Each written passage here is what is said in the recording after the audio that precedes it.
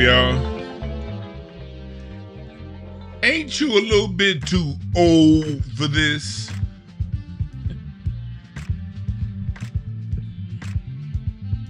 .38 Spesh called out Jadakiss and Fat Joe for being a couple old niggas rapping about the smell of cocaine. Boosie, boy. I say this.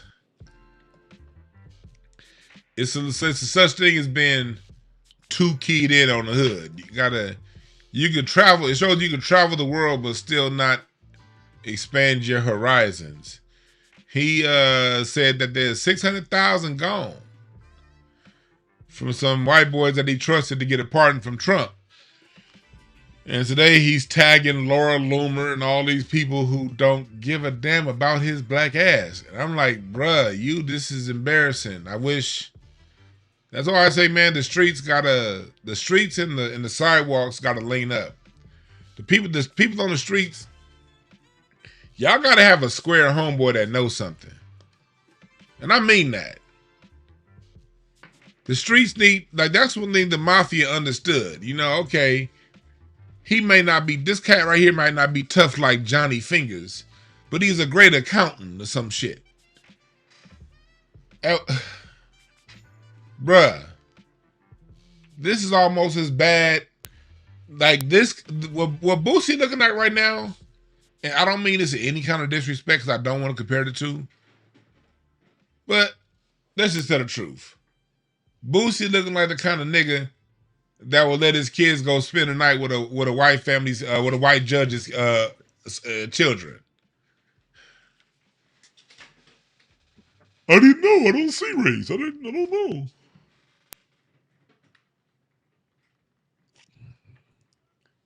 And then you got the whole Teyana Taylor situation. This Teyana Taylor situation shows you, man, that the quality of music has gone down.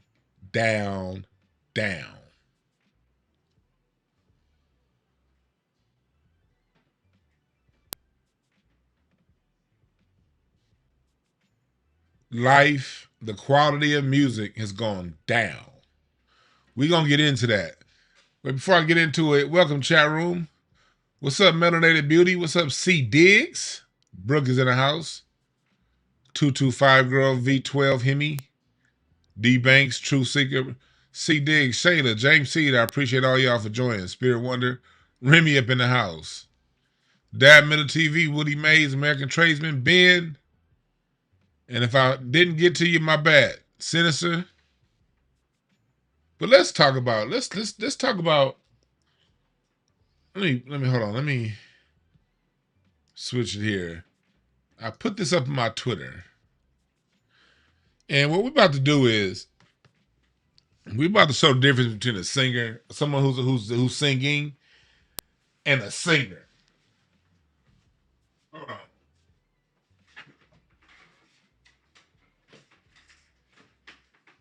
There we go. Y'all seen the situation, I'm sure, with Teyana Taylor. And you got people defending her. And she's saying that the monitor went out. And I get it. In-ears can go out. Monitors can go out. But I'm going to make a point. Watch her singing.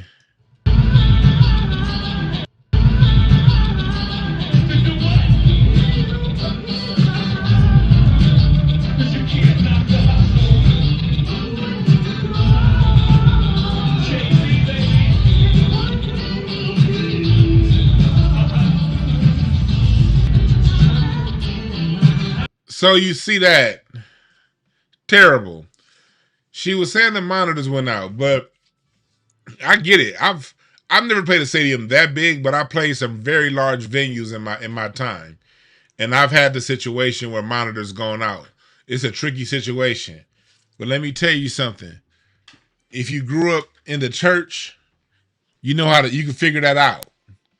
The music industry stopped getting people that grew up in the church. And so this is her singing her makeup version. To give you a piece of my mind. Who do you think you are? And one day you'll be a star. But until then, lately, you're the one who's crazy. It's just the way you're making me feel.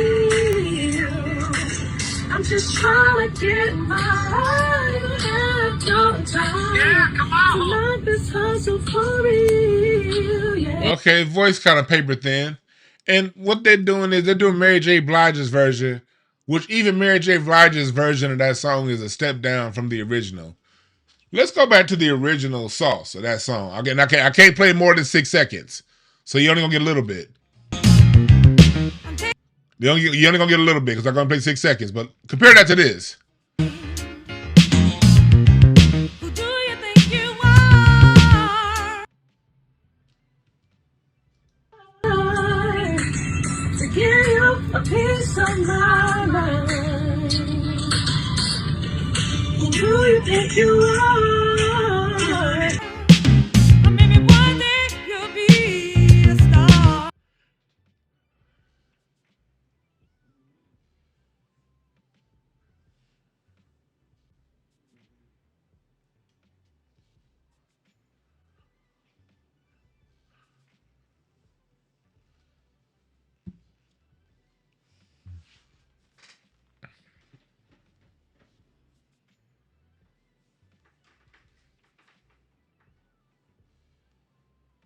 Bruh.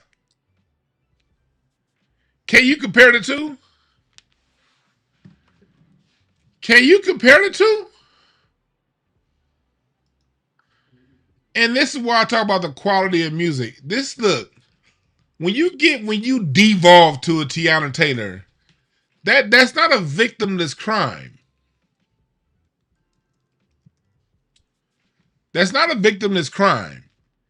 These low quality singers came at the expense of the women and men who could really sing.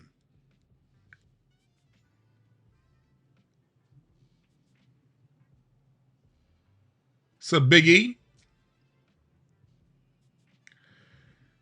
this wasn't a victimless crime. Those male and female singers of the 80s got done wrong. Let's listen to Melissa Morgan just a couple years ago singing this.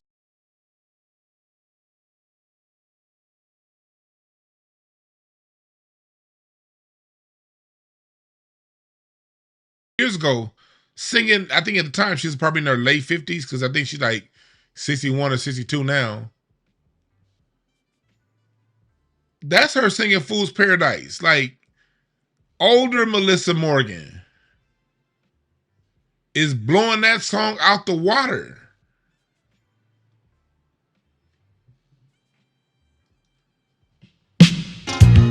And that break, that transition is one of the smoothest. This is one of the cleanest transitions in music.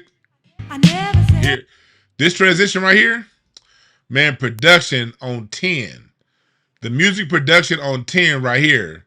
When you go to this transition, and her voice just rides it.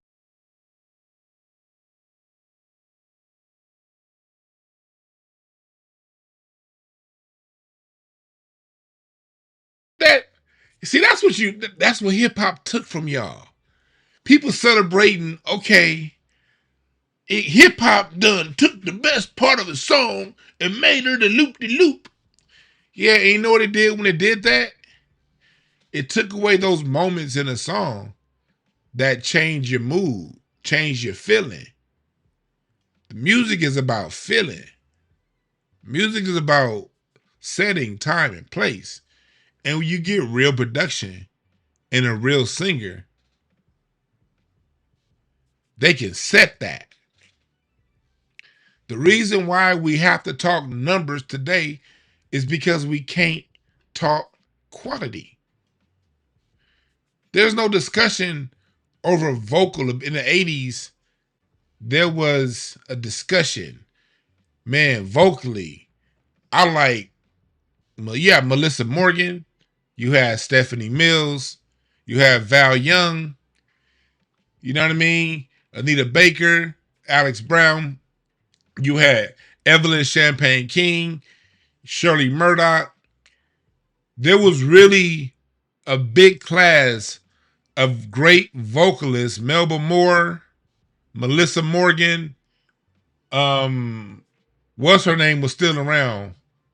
Y'all know who I'm talking about. She ended up allegedly, she killed herself allegedly. What's her name? Y'all know who I'm talking about. Y'all know what I'm talking about. Phyllis Hyman. I was about to say, how can I forget this voice?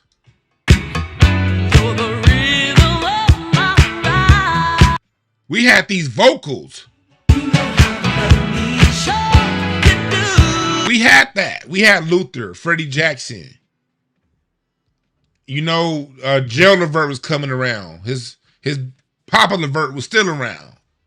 You know what I mean?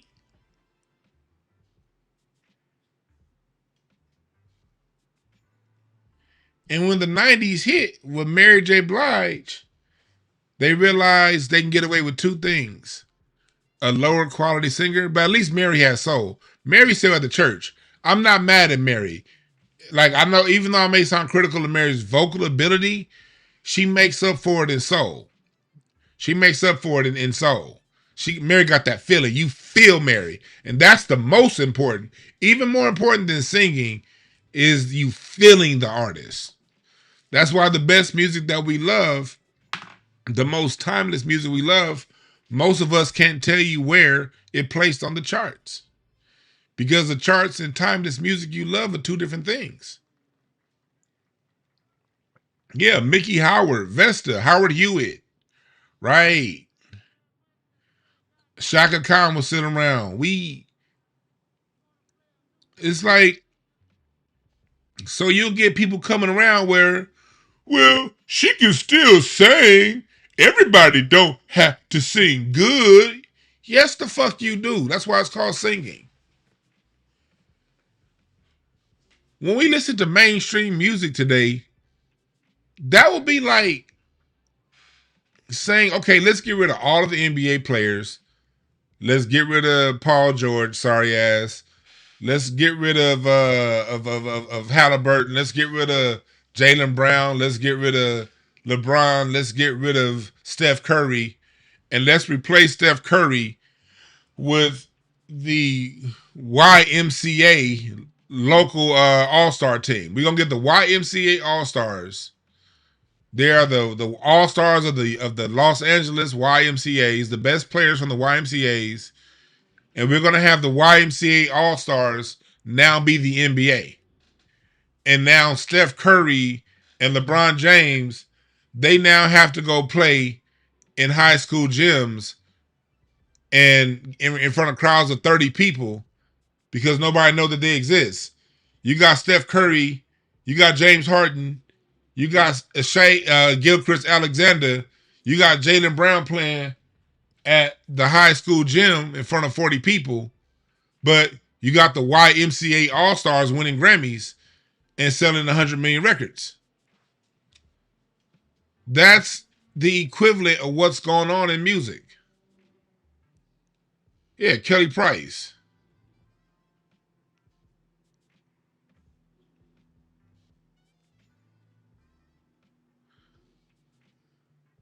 That's what has literally happened in singing, in music. In music, your Drakes, your Fat Joes, these are the YMCA All-Stars. Your Teyana Taylors, these are your YMCA All-Stars. And they were teamed with the best talent, the best writers. You get your YMCA All-Stars, the best writers, the best producers, and you put them in a marketing machine that has tentacles in every place across the planet, across the country, to get your song out there. You're plugged into a machine that can get anything you do to the masses. And if you spend 40 years slightly cutting the talent year by year, 40 years later, you don't know what happened.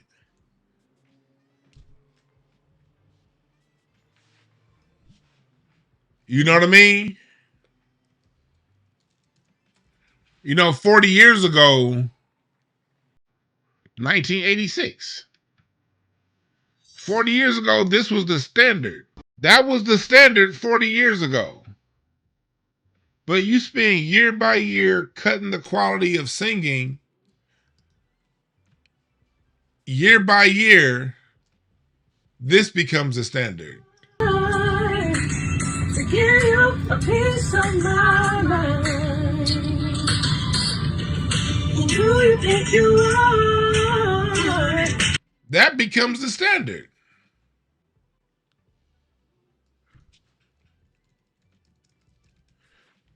This used to be the standard 40 years ago.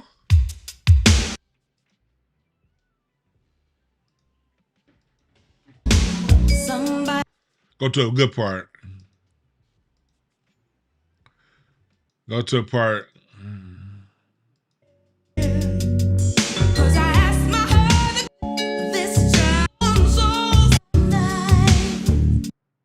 Here we go.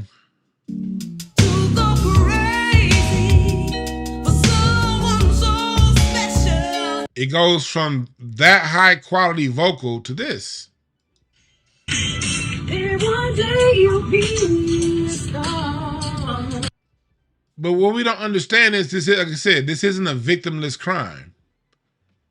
This isn't a victimless crime. Because these kind of vocals heal.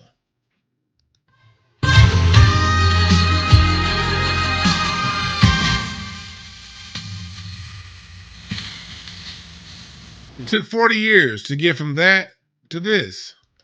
But until then, lately, you had to go through Mary J. Blige. You had to go through Aaliyah.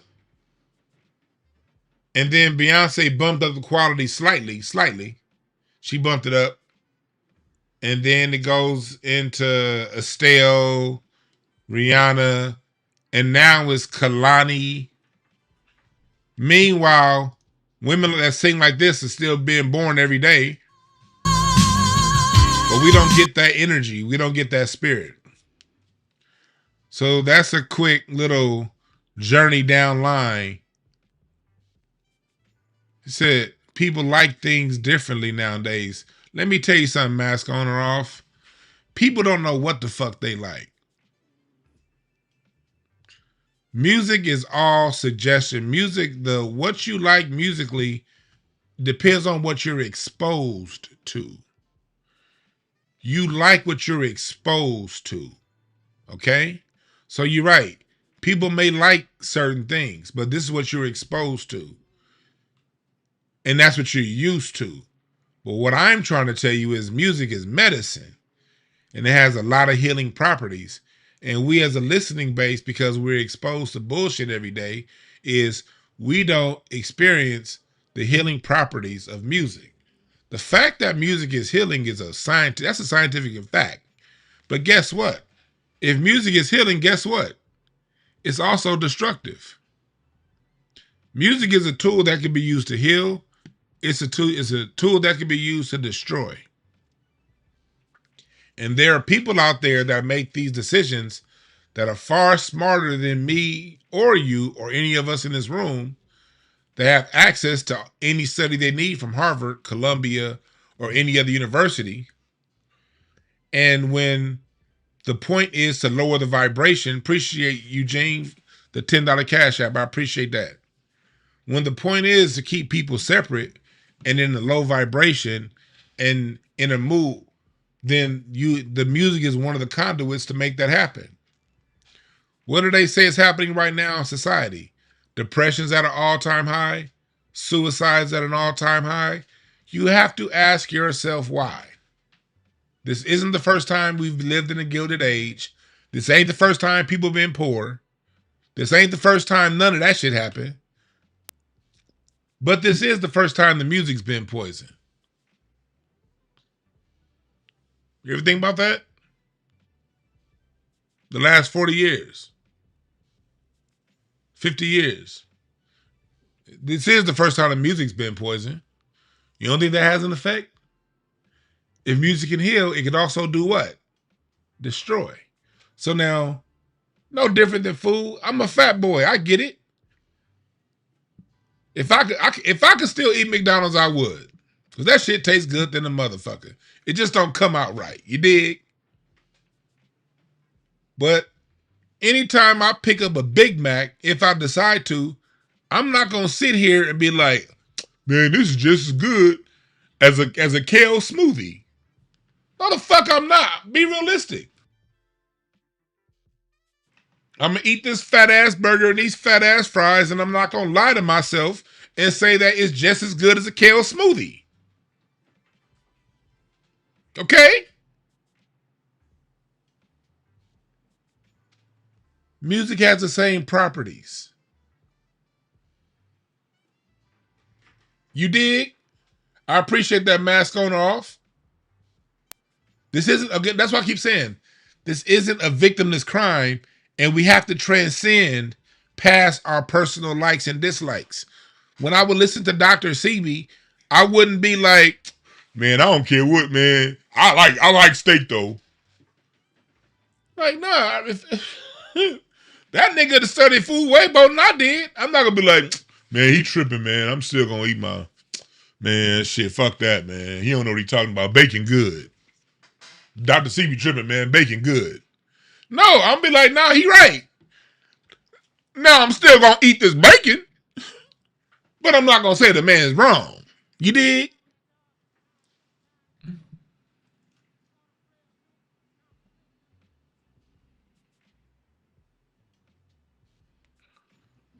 Yeah, I'm gonna eat my fries like Ferris on Boys in the Hood. These my fries. Shit. But I'm not gonna sit here and be like, these fries are as good as a smoothie. No, I'm not.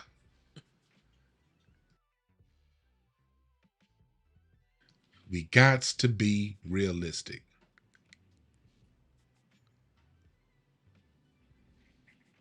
And if you want to know music don't, and if you want to know how, let me tell you how real it is when it comes to music. If you go to a good horror film, a good suspense film, pay attention. A great movie, their soundtrack is not going to be on a keyboard. They're going to have an actual orchestra.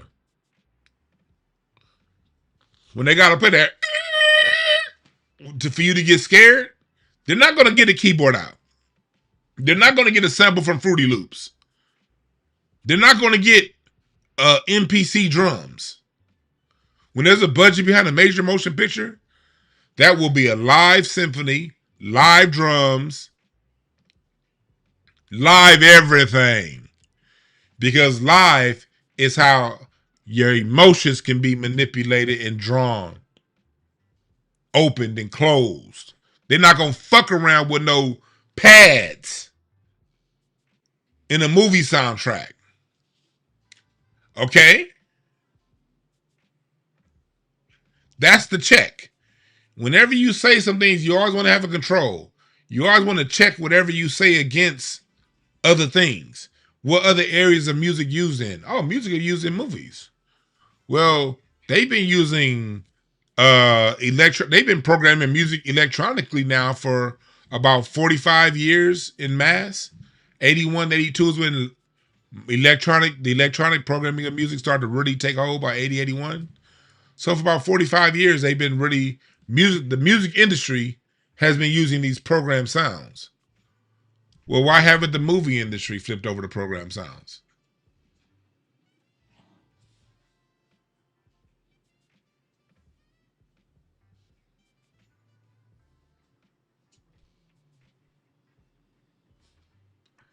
because how you record your music matters. Live instrumentation matters.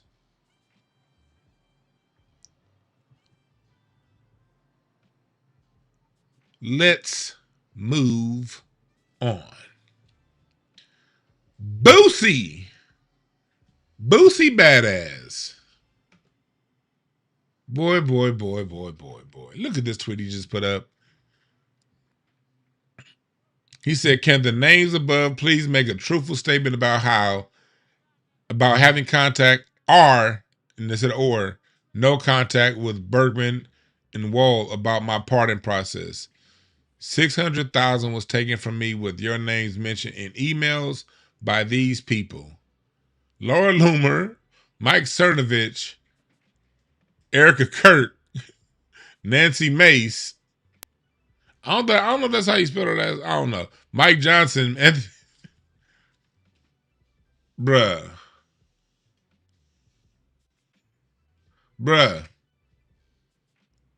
Come on, Boosie.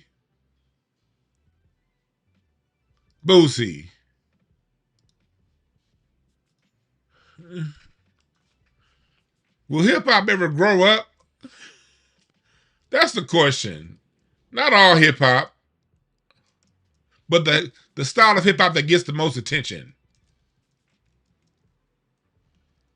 Not all, because there is some grown hip hop. But I'm talking about the style of hip hop that gets all the attention. Bruh.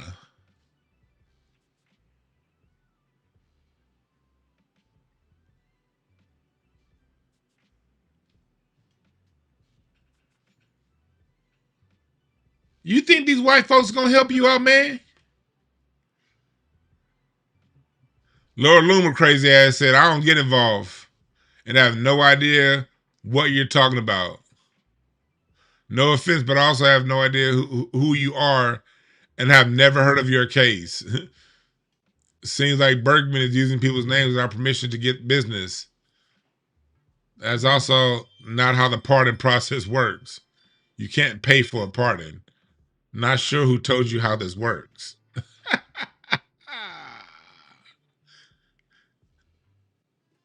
I thought they spelled Nancy Mace's name wrong. This nigga spelled Nancy Mace's name like Mace the rapper. No, it was with a C. I thought it was with a C. Y'all heard me say I'm not sure that's how you spell her name? Okay, I was right. She said, you can send me a DM. Hey, was it? Somebody wrote, where are my scamming ass niggas at? I thought we liked that song. This is the comment of the post. Wasn't Boosie somebody defending that song, that scamming song? Chat room, help me out. Chat room, help me out. Was Boosie along with Trick Daddy and them? Wasn't he one of the ones saying that let that lady sing her song? This nigga said Boosie grows cotton in his backyard. Not to laugh at the man, but you putting yourself. It's one thing I don't like to. I don't like to look at people's downfall. But sometimes when you just put your stuff out there like this, especially with Boosie being one of the people that when he on them little Vlad interviews back in the day, he one of those we the only one Negroes. Ain't he? Man, we the only ones you see doing this to each other. Am I wrong, chat? Ain't Boosie one of the ones that be like, man, we the only ones. You don't see other folks doing this. You don't see other folks out there scamming each other.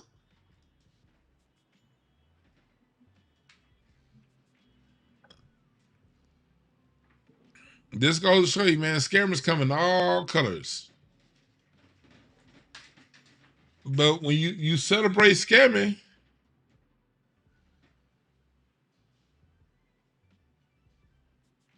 because this could happen to anybody. Well, not this shit here. Well, not what happened with Boosie. Anybody can get scammed. Anybody can get scammed. That's true. But this shit, right? Y'all wanted scammers. Y'all and all these people talking about something. oh man, that's messed up what happened to Boosie. Everybody that was just last week talking about somewhere all my scamming ass. I don't even want to sing the words of that song because music is a prayer. Music is a prayer. G-Man said, where all my scamming ass crackers at? Make sure y'all donate to the Black American Music Family Historical Foundation. Make sure y'all donate to the foundation, boy. But I've always said after 96, there was a lower quality of musician that came into the music industry. They're the guys who were pushed out there to us 90, 92, 93, 94. Started 95, 96 really started to change. Those guys that started getting pushed 96, 97, 98. It was a lower class of musician. It was the thug, the gangster, the street hustler. They care more about your street story than your ability to execute good music. And them niggas that came in 96, 97, 2000, they old niggas now. And they old niggas still doing young nigga shit.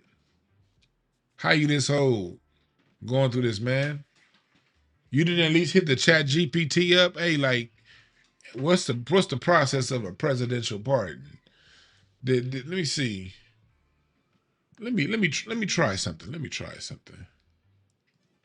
Let me see what chat GPT would say. Let's see. Let's chat room. Let's do this together. What is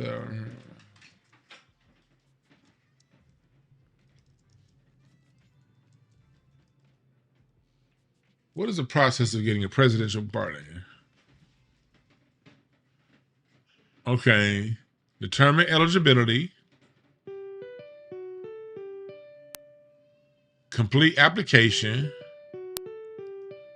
Investigation. Recommendation. Well, they probably did the application for him and said that they were going to recommend him. But how did you know these guys well enough to? Maybe he thought that maybe they helped him fill out the application, and then they said that they knew the right people.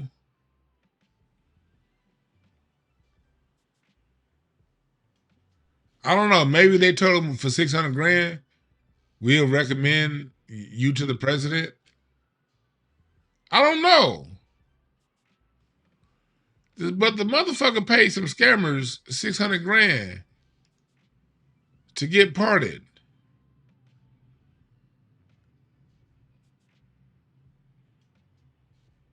Look at this. Typing in all caps. Everyone you said you reached out to for my pardon has said you are lying. Every name has denied your allegations. Everybody you name will have their time to speak. It's getting hot. So where did the money go? I thought Trump signed the pardon. Why is he doing this on Twitter? Oh, what? Bruh, why? Why is this? Why? Oh my God, chat. I don't get it. I don't get why. God, no. Why is this happening on Twitter?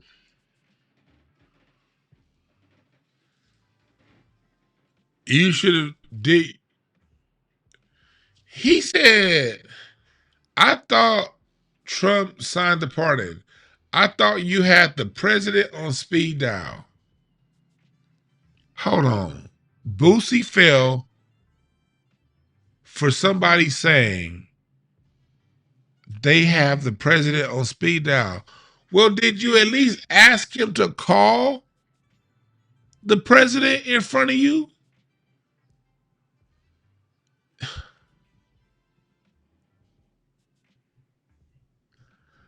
What made you believe they had the president on speed dial? Oh. Hip pop be making black men look like shit. Oh, you should have did your research before trying to jack me. No, nigga. You should have did your research before giving him $600,000.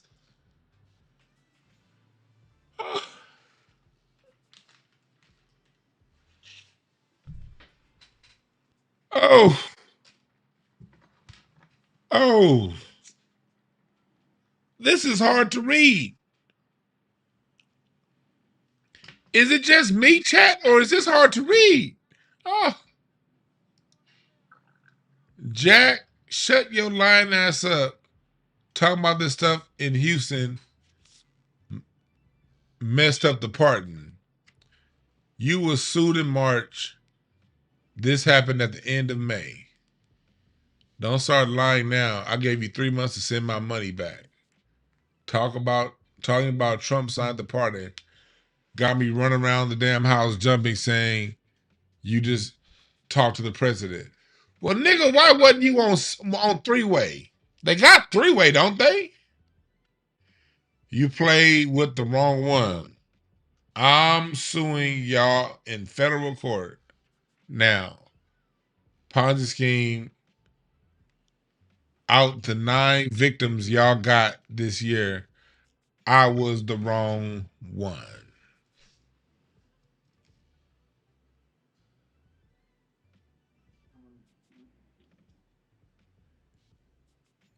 I thought you street niggas handle street business on the streets.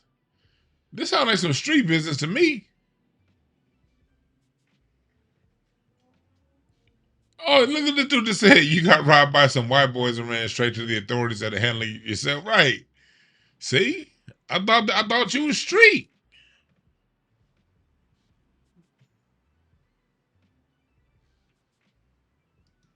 This is bad.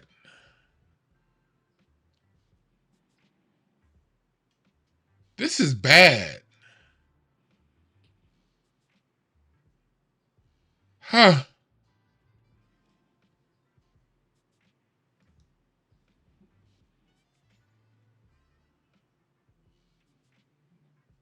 Oh, wow. Chat room. Do you think... Chat room. Do you think Boosie would have trusted a nigga that said he had the president on speed dial? If that was a black dude, do you think Boosie would have done his due diligence?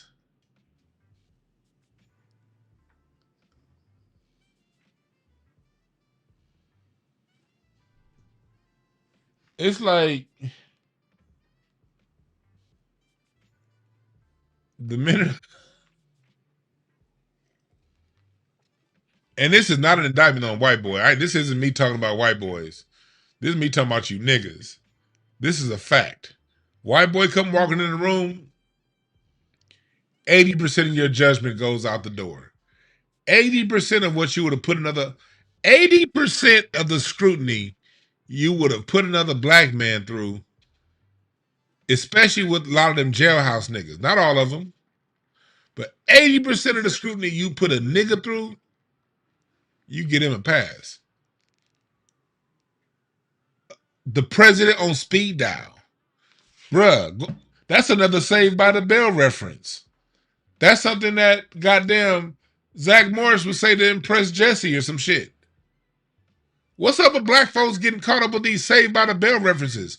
Jay-Z had a Saved by the Bell reference in his rap. Now Boosie got caught with a Saved by the Bell reference. Where the hell is Mr. Belding?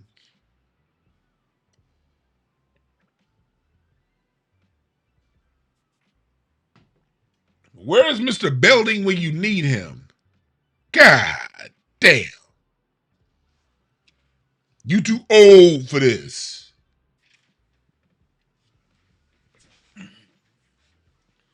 I mean, you got black men getting hit. Nigga, you got hit with the Mr. Belvedere level scam. Like, I've seen more schemes on special episodes of Mr. Belvedere get executed than that. And the president on speed dial. That's all it took on, boy.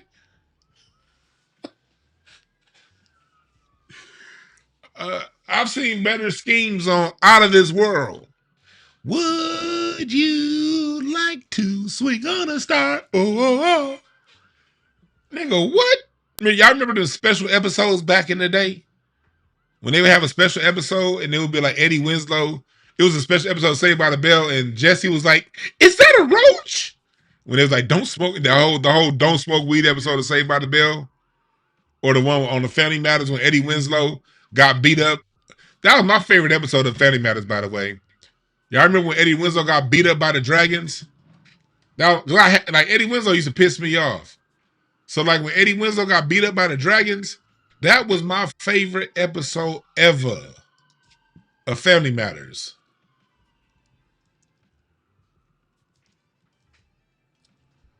Who remember that?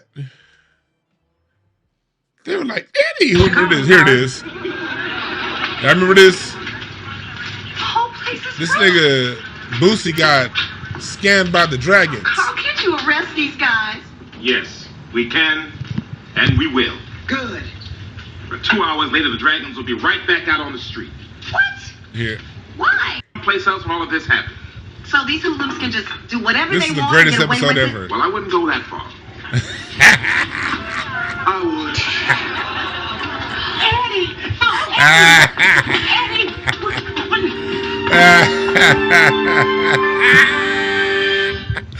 Like, I don't know. There's always something in me that felt that Eddie deserved to get beat up by the Dragons.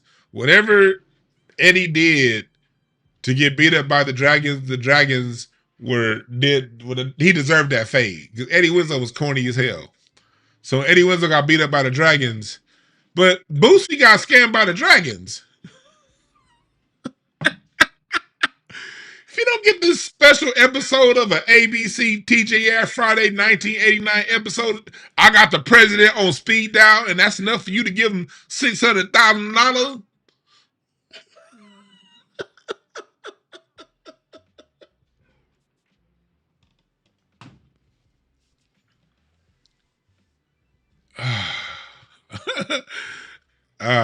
Eddie deserved to get his ass with just for being corny. Like, because remember, in the 90s, we had the Fresh Prince, we had Martin, we had all kind of cool cats on TV, you know what I mean?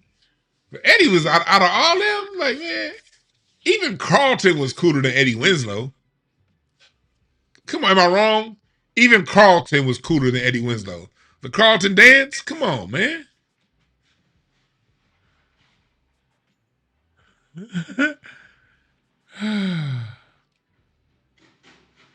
Anyway,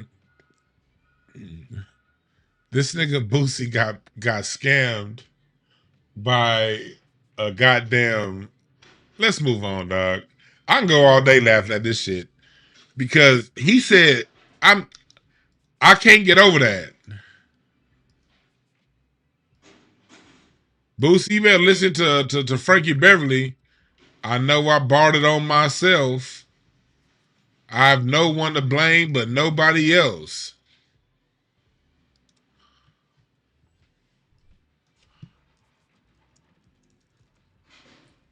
You better come on now. You better.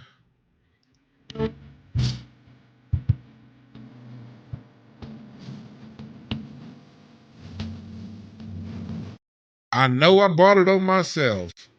I owe no blame and no one else. Now you realize you can't get that $600,000 back. I was on Boosie's side until I saw him say you had the president's number on speed dial. That's when I was off. At that point, I was off. I was like, yeah, no. Some people just like certain things. Yeah. When you said that, I thought you had the president on speed dial. Let me highlight that just in case y'all don't see it. Y'all see it in gray? Do y'all see it? I thought you had the president on speed dial. I'm off the train. I'm off the train at that point. At that point, good luck. Good luck. Let's move on to the next topic. Y'all saw this right here?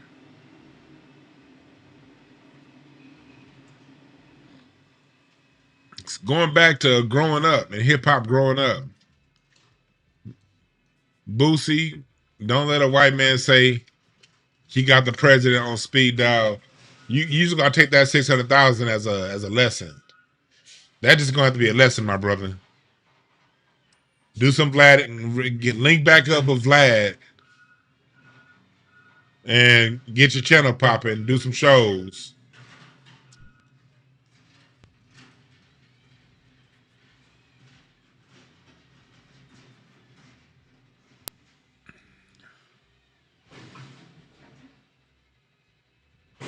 Let's go on. Watch this part right here. You're talking about Joe and Jada got a new song, and I heard it. These niggas is talking about the smell of cocaine glass. Listen to this shit. Niggas wasn't doing nothing. Let's just get that understood. Most of you niggas got in rap and went to the streets. Got in the rap joint gang. home. All that corny shit. Listen, I got in the rap, nigga, and walked away from anything that has something to do with the streets. I'm a real street nigga that appreciate this shit. I ain't glorifying the streets, nigga. I'm happy to make it out of the streets, homie. I'm not glorifying that shit. Now, let's talk about the song. I think it was a bad idea. Let me tell you why I think it was Which song are you talking about? The Fat Daddy Joe- Khaled the song? Fat- DJ Khaled I joint. think it was a bad idea. Why was it not a good song? Or a Well, bad let me song? tell you why I think it was a bad idea. And I don't know who idea was. Maybe it was Fat Joe's. But to sit there and have 50-year-old men making a song about the aroma of drugs is not too appealing, my nigga. Like, who are y'all trying to aim for? Like, y'all niggas should be making songs about, like, the prescription drugs y'all taking to stay alive and shit. As a, you know what I'm saying? There you go. That was a really good point he made. Again, we're dealing with the late 90s era of hip hop right here. When it all started to go, the quality started to go down. Jadakiss raised in a 2-parent household. Fat Joe his name was Joey Crack. So I'm 99.9% sure Fat Joe earned his reputation. I'm not gonna question his reputation because there have been more than enough people on the streets of New York that said he earned the reputation, and that's cool. But whether you earned the reputation like Fat Joe or you a rapper about it like Jadakiss, either way it go, you 50.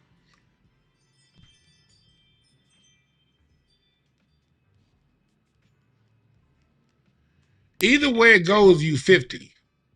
Whether you got there honestly, who really was a drug dealer like Fat Joe, or you were just a studio dealer like Jadakiss. Either way it goes, it don't matter, not judging you for your past. But you 50.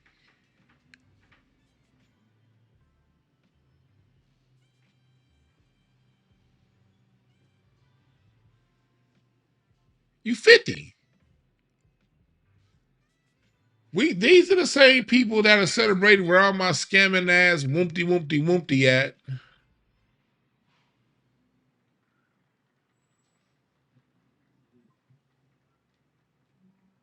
And rapping about this crap at 50, it's like, dude, come on. Rap about the joy of your grandkids.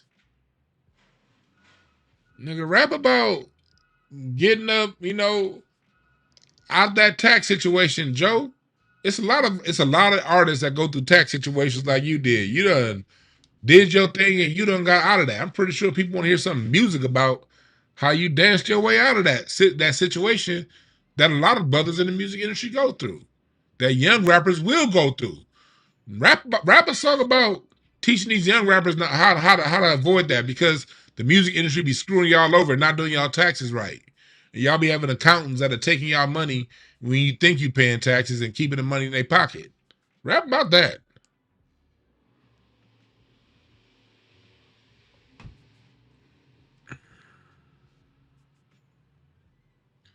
Somebody wrote, Italian mob bikers are 50 and still in the criminal world. We're talking about rappers, you fucking idiot. Joe and Jada got a podcast. It's on Netflix. That means they have money. And you're comparing them to fucking Italian mobsters who can't rap? These niggas got talent. Oh my God. This nigga just said Italian mobsters are still 50. Yeah, there are some people who still got a bank. They should grow up, but hey, they ain't got no talent, whatever. These niggas is rappers. These niggas got buku talent. They got buku talent. Hold on.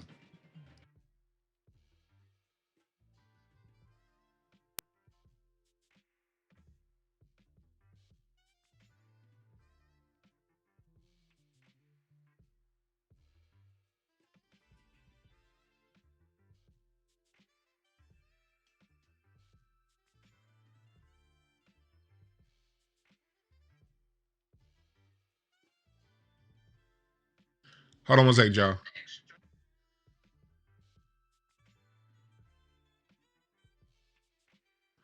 My wife was calling and I don't want you niggas hearing what we talking about. But like I was saying before, music is a prayer. This whole show is about the same thing. This whole show is about the same thing. From the low quality of Teyana Taylor's voice that came at the expense of singers who can really, really, really sing, and they lost a lot of money, to cats in their 50s rapping about some 22-year-old shit, to people talking about, oh, the scamming song is cool, and then the next week crying about getting scammed out of $600,000.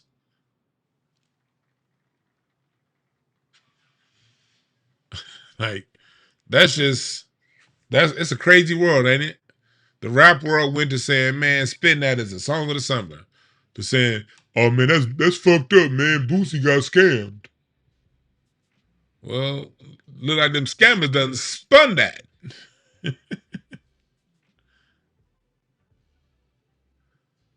This is all about the same thing. Our music has been spoiled. That's why y'all gotta join the Music University or any level on my Patreon. I have a whole series on how Black American music was destroyed.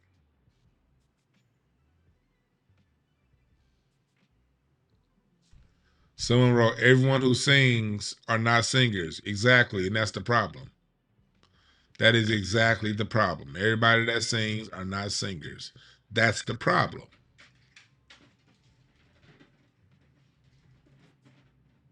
That's the problem.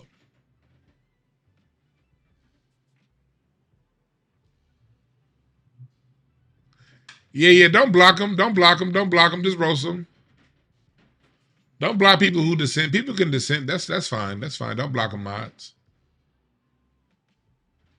Don't block them. They trolling, that's one thing. If they just disagree, that's fine.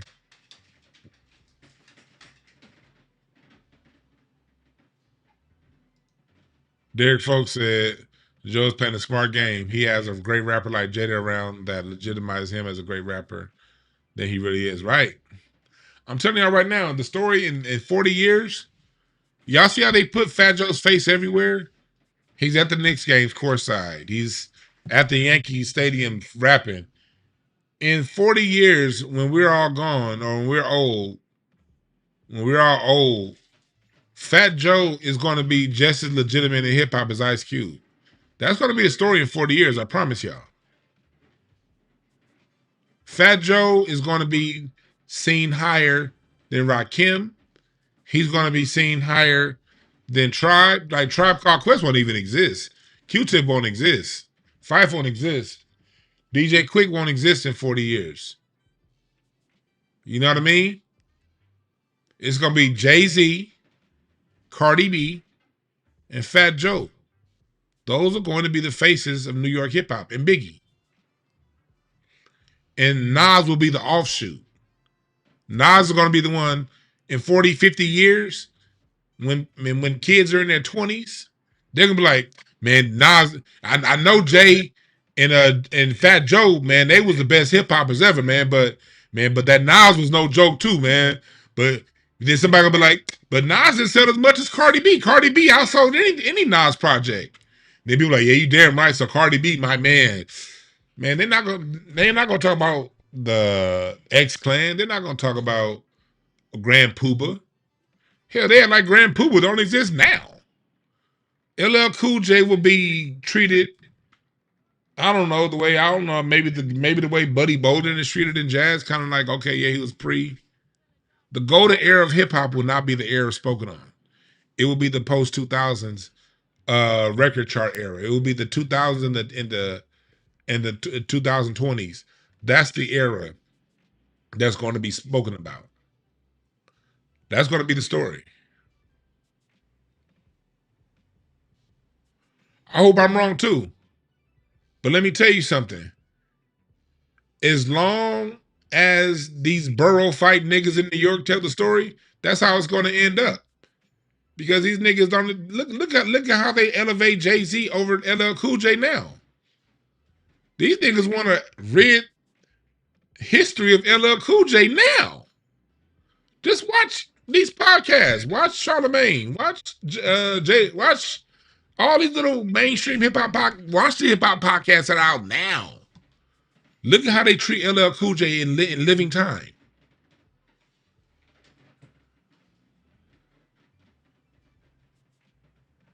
Look how they treat LL Cool J now.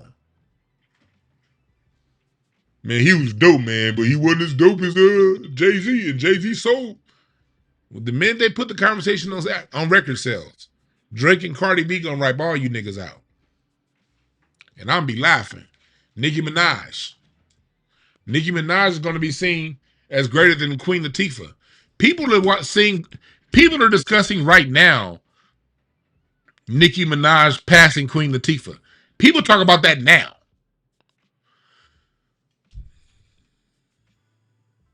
You're right. They never speak on Heavy D. They never speak on Guru. That's real talk, artist life.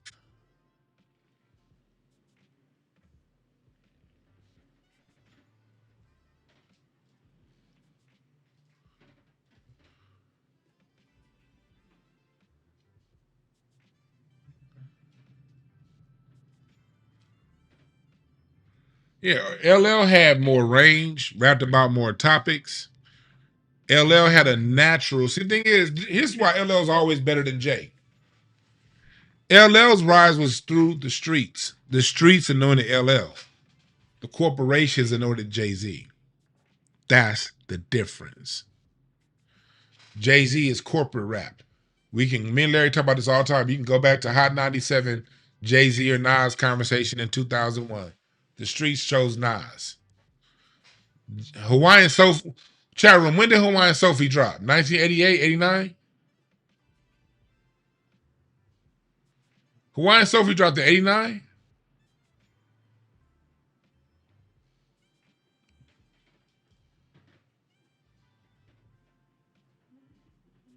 The streets been knew who Jay was. The streets did not elevate Jay. The streets knew who Jay was. They knew who Jay was damn near a decade before Reasonable Doubt came out. Think about that for a second. Hawaiian Sophie came out in 89. Reasonable Doubt came out in 96. So that means Jay had been known about for 7 years. And that album still didn't perform until later.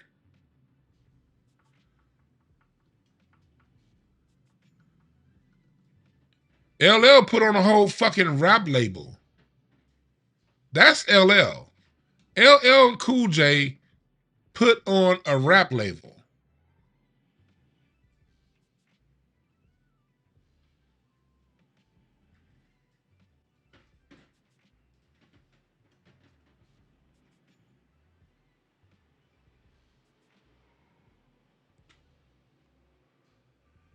When when Jay-Z got pushed to the front, that was after the Telecommunications Act. And that's when radio started choosing the stars, not the people.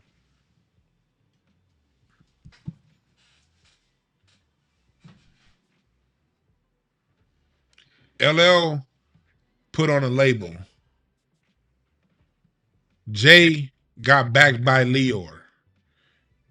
And he used everybody else's rhymes to get there. Me and my girlfriend, Tupac. All those Biggie lines. Please allow me to reintroduce myself. Digital Underground said it first. Jay got to the top with the machine and other people's lines.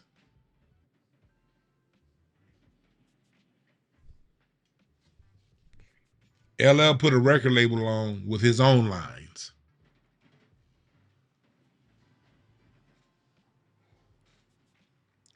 Who would Jay-Z be without other people's lines to take from? Oh, I'll tell you who he'd be. The Jay-Z that we all knew from 89 and 96 that nobody gave a fuck about.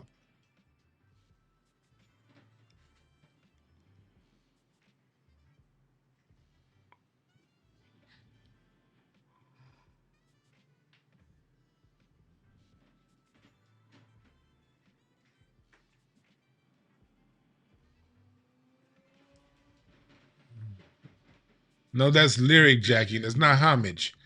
That's like saying, oh, I stole this, but I'm gonna pay you back next Tuesday. I didn't really mean to steal it. I'm just taking it for right now, and I'll get you back at some point. Of course, you're gonna have an excuse for stealing.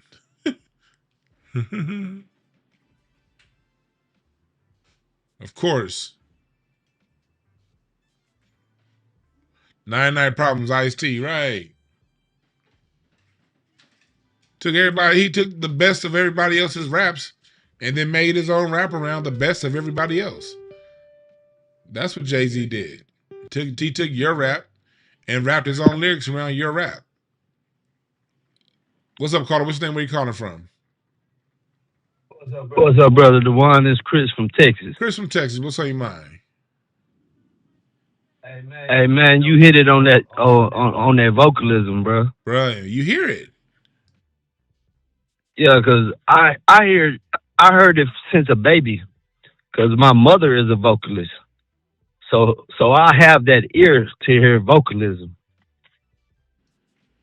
Yeah, and the thing is, the vocalism is what it does things, and it does things to heal your mood and heal your energy and heal what you do. That's why you have vocalists at funerals, because it changes how you feel for the day. And we ain't been getting that because they've been wanting put these people out there who should be models, not singers. Exactly. Cause my mother tried out for Sunday Best, and they chose a lady that could sing less than her, but had a better shape. That's the industry's all about. It's about a look, not the music anymore, man. But shit, we gonna change that, man. But thanks for giving us a call. Yeah, appreciate you, brother. Yes, sir. Keep up the work, brother. See, this is what you always get when you tell the truth. Come on with the Jay-Z hate. I wish you niggas would come back me with facts. And I really mean that. I wish you Jay-Z dick-sucking niggas would say, no, Dewan, he didn't take these lines. This is what was really going on in this song and that song and that song. This is what was really happening, and the approach was blah, blah, blah, blah, blah. State your case.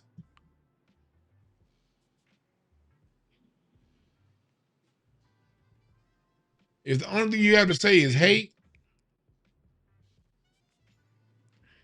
you're retarded. And if you got an issue, call in. Phone line open. And you better say more than hate.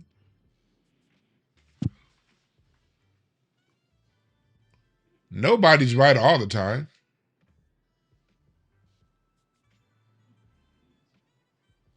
But ask some information.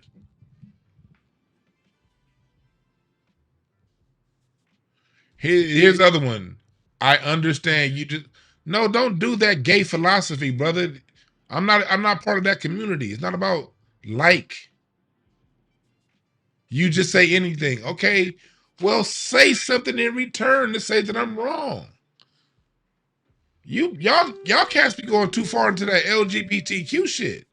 And I got respect for the LGBTQ community. But I don't like niggas. I don't. Sue me. What's up, caller? Which thing where you calling from? This is Ray from New York. I called the other day. Can you hear me? Yeah. What's on your mind? Okay, I'm kind of like I'm delayed because I had to rewind your episode. But I want to chime in on you cited Jay-Z's history, right? And how he was like doing music since '88, right? Well, on record since '88. But he's doing Hello? music before that, but like as far as in the studio since '88, '89, yeah. I'm gonna piggyback. Yeah, we looked at him as a joke in Brooklyn after a certain point. You get it? Because he just kept on doing it and nothing was happening. So when he finally came out, me, myself, and along with a lot of other people, we had to be forced to listen to Reasonable Doubt. Why? Because we knew we didn't like that speedy rap shit. Like I had to be forced to listen to on the ride to North Carolina from New York. Like I was literally forced to. I had no place to go. But before then, I didn't listen to it. And even after that, him calling himself, he said something that's on the deism. Even if Jesus or whatever he said, testify, he won't testify. Even with that lyric, I was like, I'm going to listen, but I'm not going to listen too close. That's a little too much for me. So, to give you more context, yeah, a lot of people just didn't listen to it. It's really meant for the underground street dude, and that's it. And nobody else listened to it besides them. Then the second album was a huge flop. I'm sorry, go ahead. Go ahead. Okay, so second album was a huge flop. We already know that. You got Puff, and you messed it up. And then third album, what's that? I say, yeah, Puff messed it up big time. But go ahead. Big time. And then third album, I checked out of hip hop. And even what I heard from him on that album, I was like, oh, I'm shut, man. It's hard not to like my ass, cuz he's the. And another thing about Jay-Z, I don't want to hate on the homie because he's from my hometown. He's the baby in a family full of girls. You get it? Mm-hmm. So, even though he may have said he had, we saw him in a Lexus, but who knows if his sister didn't co-sign it if she got a government job. Uh-huh. You get it? So, a lot of stuff at that time, we didn't really care, at least me. I'm like, I call it fantasy rap. That's what it is. It's fantasy rap. Like, I knew Biggie didn't do all that stuff in the song, but I understood the essence of it. It was expressing a sentiment that was like widespread throughout all the boroughs, but it's still a Caribbean dude trying to find his way, or first gen Caribbean trying to find his way in America. Uh-huh. I just knew it wasn't. The bottom line is, not take up much more of your time. You're all right. Nobody listens to him. And the only time we did give him a listen was on that show, on that song, Can I Get Open? That's when he was finally like, and he had another song called The Enlightener or something. That's when he was with the Wobby. Yeah. Even then we were like, yeah, I forgot. He was with the goddamn the Whoppies for a minute. Yeah, in the beginning, because it was like, in a lot of these, because I'm half FBA. Let me give full disclosure.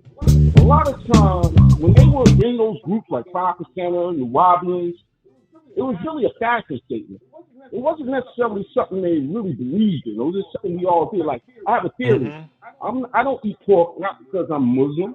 I don't eat pork because that's just what we did. And if you didn't like embrace Islam in New York at that time, that means you didn't go outside. Yeah. Y'all was on that shit heavy. Heavy. It's like anywhere you go. Only thing they stopped doing in my generation is like universal beatdown, which is like you don't know your math. Oh yeah, y'all beat somebody's ass at that. Yeah, I've heard about that. I didn't play none of that shit. As soon as they do that shit, I'm like, nigga, I don't know no math with this money. Leave me the fuck alone about that shit. Of course I studied it, but it was just all around.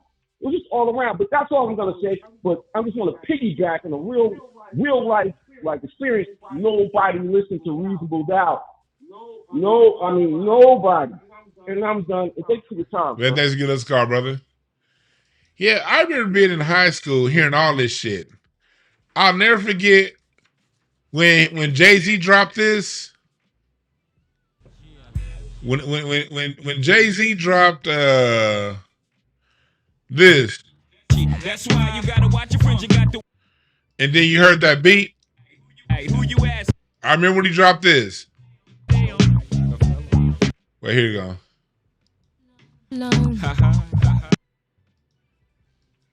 Somebody gives me a lie. Keep you in diamonds and leather. You know what I heard?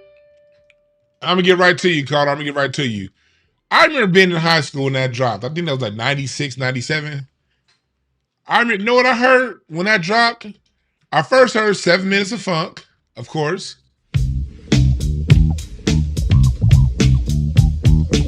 Hip hop, I always say hip hop is laid on a bed of funk. Hip hop is laid on a bed of funk. The foundation is funk. I heard that mixed with Four Tops. It was 7 Minutes of Funk. Ain't no woman like the one I've got. So you take the melody of a classic song and you combine it with the funk. It almost at that point doesn't matter what the fuck you say in your rap. You already got two classics merging together. The same way Beyonce did Before I Let Go and mixed it with Candy from Cameo. That's not giving honor. That's not being creative. Because the part of the creative process is you coming up with a hook. Not taking somebody else's, but you making your own. Because the hook is what gets people to listen. Nate Dogg didn't go around taking Luther Vandross hooks. Nate Dogg wasn't singing Freddie Jackson. When Nate Dogg created a hook, Nate Dogg created his own goddamn hook.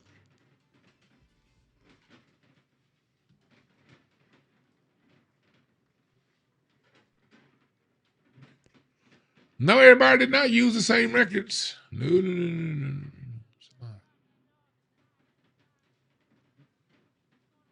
This was not standard practice in 1996. No, it wasn't.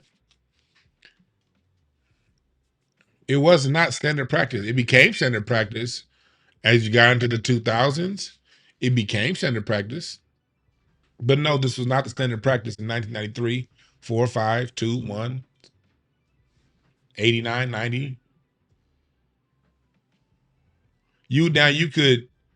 Now rapping off of a beat, that's one thing. Yeah. Now hip hop is based off of funk and R&B, the bed. But everything else, you got to come up on your own. The lyrics had to be your own hooks. Your own, you couldn't go and take Ice-T. You couldn't do that. You're going to sample the music part, yeah.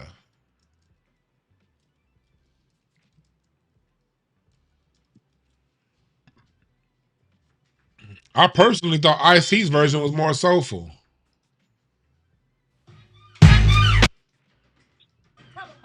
Let me tell you what time they love me back. New, oh bitch. Well, let me.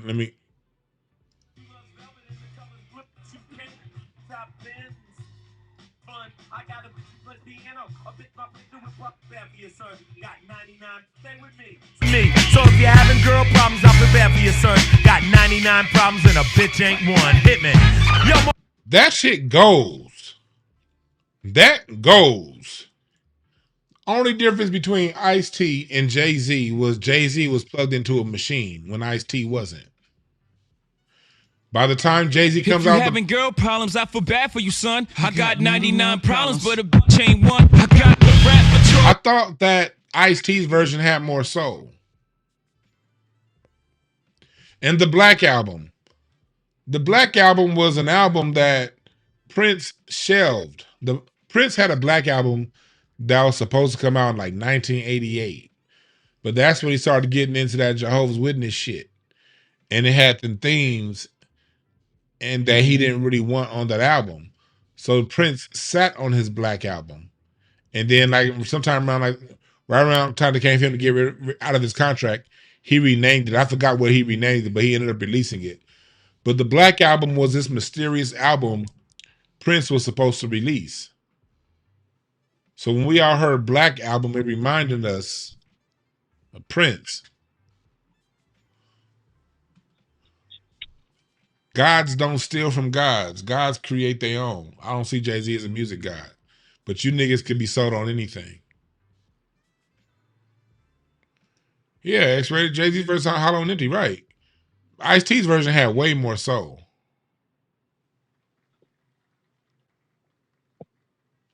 I forgot I had a caller here. What's up, caller? What's the name you calling from?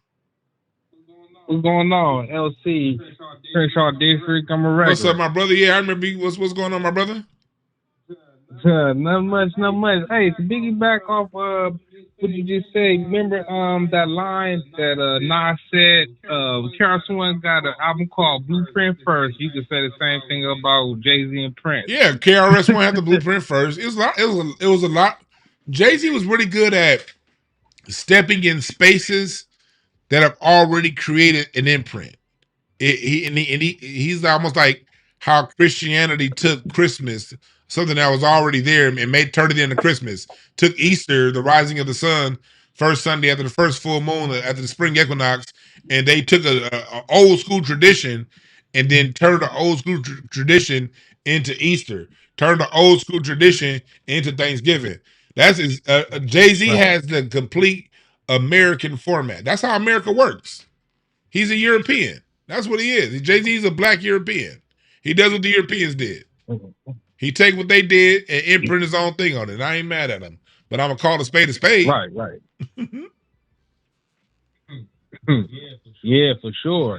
Because when I did my research, right, it was crazy. Like when I seen the interview with the dude from that one group that was on Doggy Diamond's platform, he talked about like how he took a song. Jay-Z took a song. Yeah, I think it was Camp Low. Yeah, the You Feeling It. You know what I mean? I seen that. I was like, damn. And then on my Jay-Z favorite album, The Blueprint, because The Blueprint, it was like top tier back then, you know. And that one song he did, All I Need, he actually took that song from Nam Brigade. Yep. That was out there in New York too. I was like, damn, it's just like he just started pulling certain things. Like when even on the Black Album, I had this rhyme in my head that he said, "Seek will shed tears with no tears should fall." When that's what Jay said about being Seagull being locked up. Seagull shed tears with no tears should fall.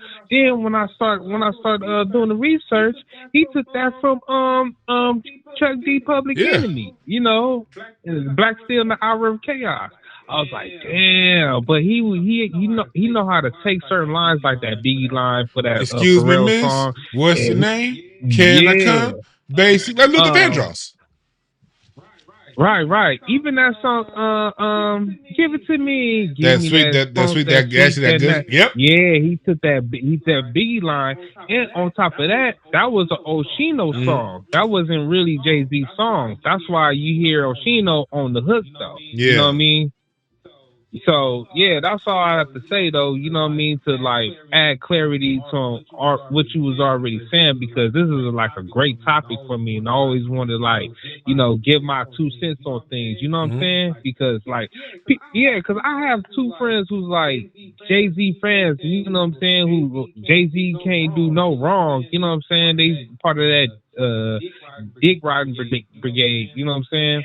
And I always have to break it down to him how, you know, Nas is a way better artist than Jay-Z, because if you really look at the history of Jay-Z's career, he never really pushed a real envelope. Like, you know what I'm saying? Like how Nas did when he made songs like I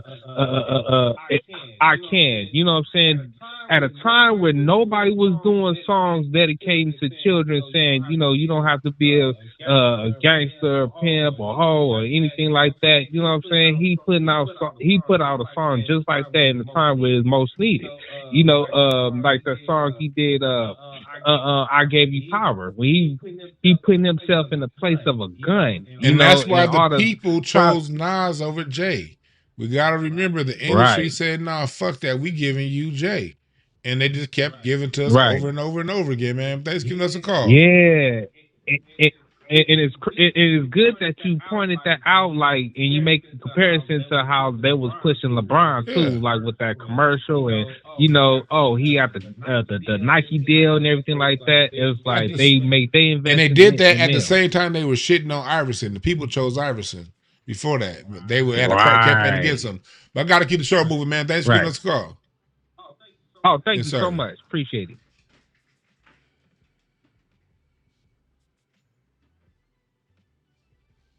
Yeah, so remember, this is a channel that we can have these discussions. If your point of view is, oh, you're hating, get the fuck away from here. Like, I mean, it's no reason for you to be. I'm hating. First off, you ain't gonna do nothing about it. Second off, I'm gonna keep my point of view because I've had this point of view for 35, about damn near 30 years on Jay now. 28 years. I know music.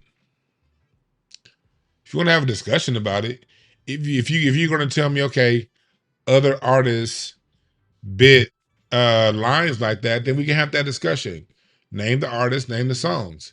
Give me 5 songs. Say Snoop took these 5 lines from these 5 songs.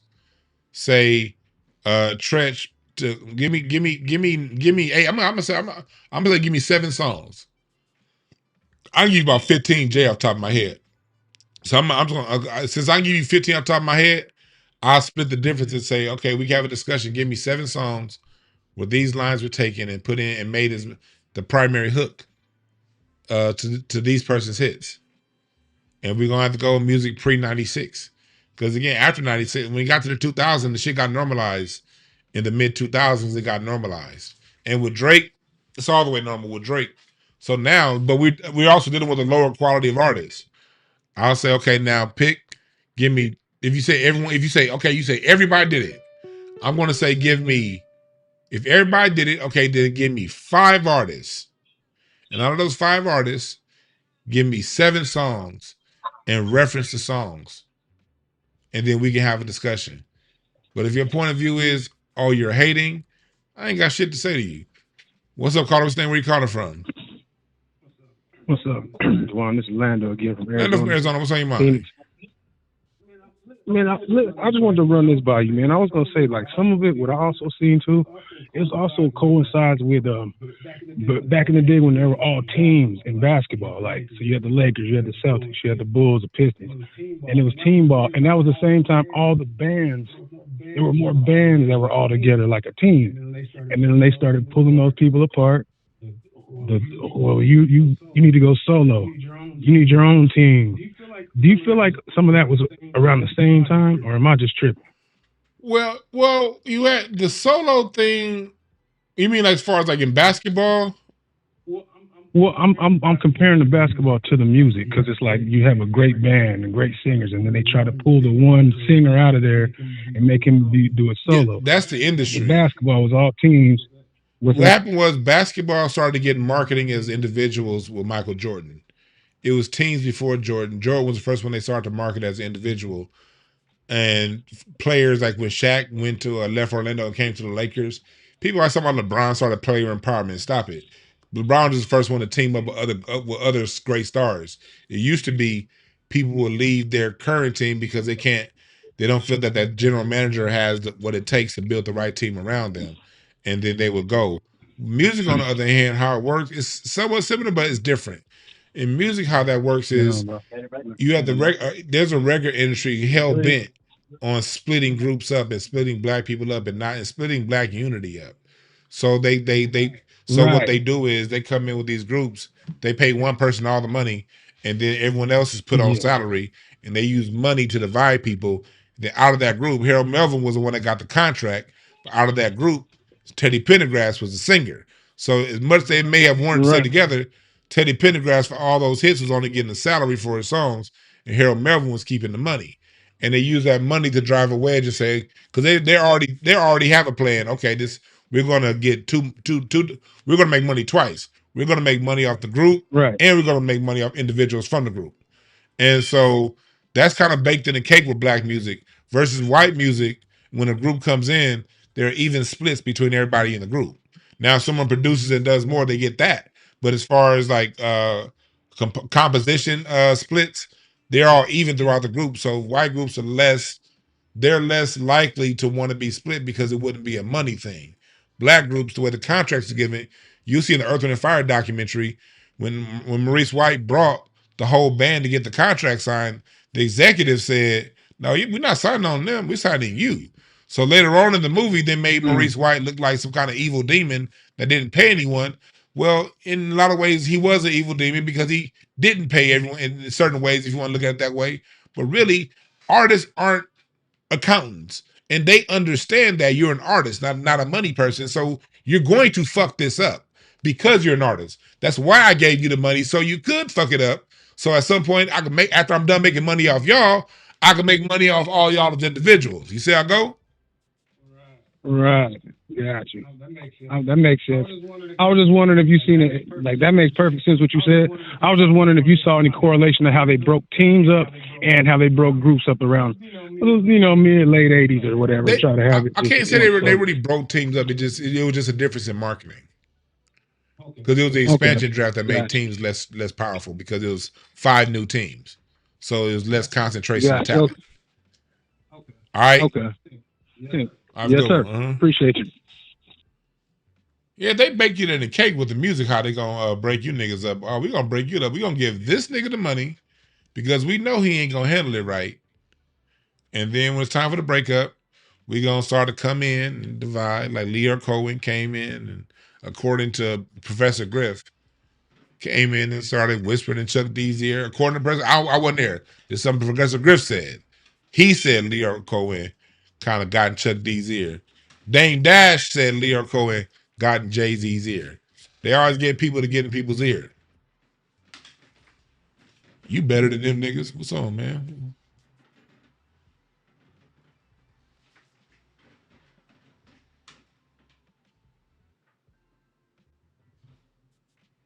Yeah.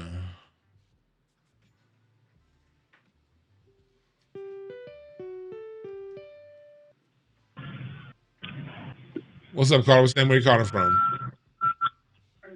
Owen, Indiana. Indiana. What's on your mind? One thing I noticed about Jay, when he started collabing with some of the younger dudes like J. Cole, he had a "if you're happy and you know it, clap your hands" type beat, and he had a beat to where you couldn't really zone out. It ain't a "you got murdered on your own" type track. Yeah. It ain't one of them type beats. He had him on some, I don't know who would vibe to that song they did on one of Jay-Z's later albums, but it's like, J. Cole's a young beast, and I think you deliberately gave him a whack beat so you couldn't get killed on it, or what I mean? There wasn't no competition. That happens all the time in music. It's all kind of like little games it's games within games that get played, and especially in hip hop when it comes to gamesmanship. There are a lot of little things that people do, or somebody's verse be too cold, they'll just take it all the way off and act like it never existed and put it out. That's what. Go ahead. That Mr. Carter song with Wayne, Lil Wayne sounds high as hell, and I don't like that song. I don't think people really analyze the verse. I mean, there's a few things that Wayne said, but in this day and age, his punchlines was people ain't analyzing shit. Camacho, Randy Savage, and he was just super high as hell because he came in the song like, I feel colossal, sort of like, hey, Mr. I mean, the song sounded like Bosom Buddies theme music. Remember that song? Bosom Buddies. That's how that song. Ain't nobody analyzing shit, man. But thanks for giving us a call, my dog. For sure. People ain't analyzing shit when it comes to lyrics. Yeah. Oh man, that sounded good. Well, what did he say?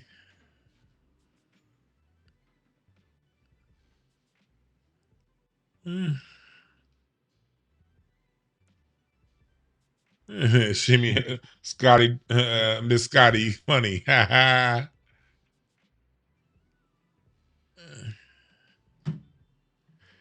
Yeah, like when rap music got introduced, there's a reason why rap hip hop was elevated over the rest of our music. Is because after 96, it became the absolute lowest vibration of our music.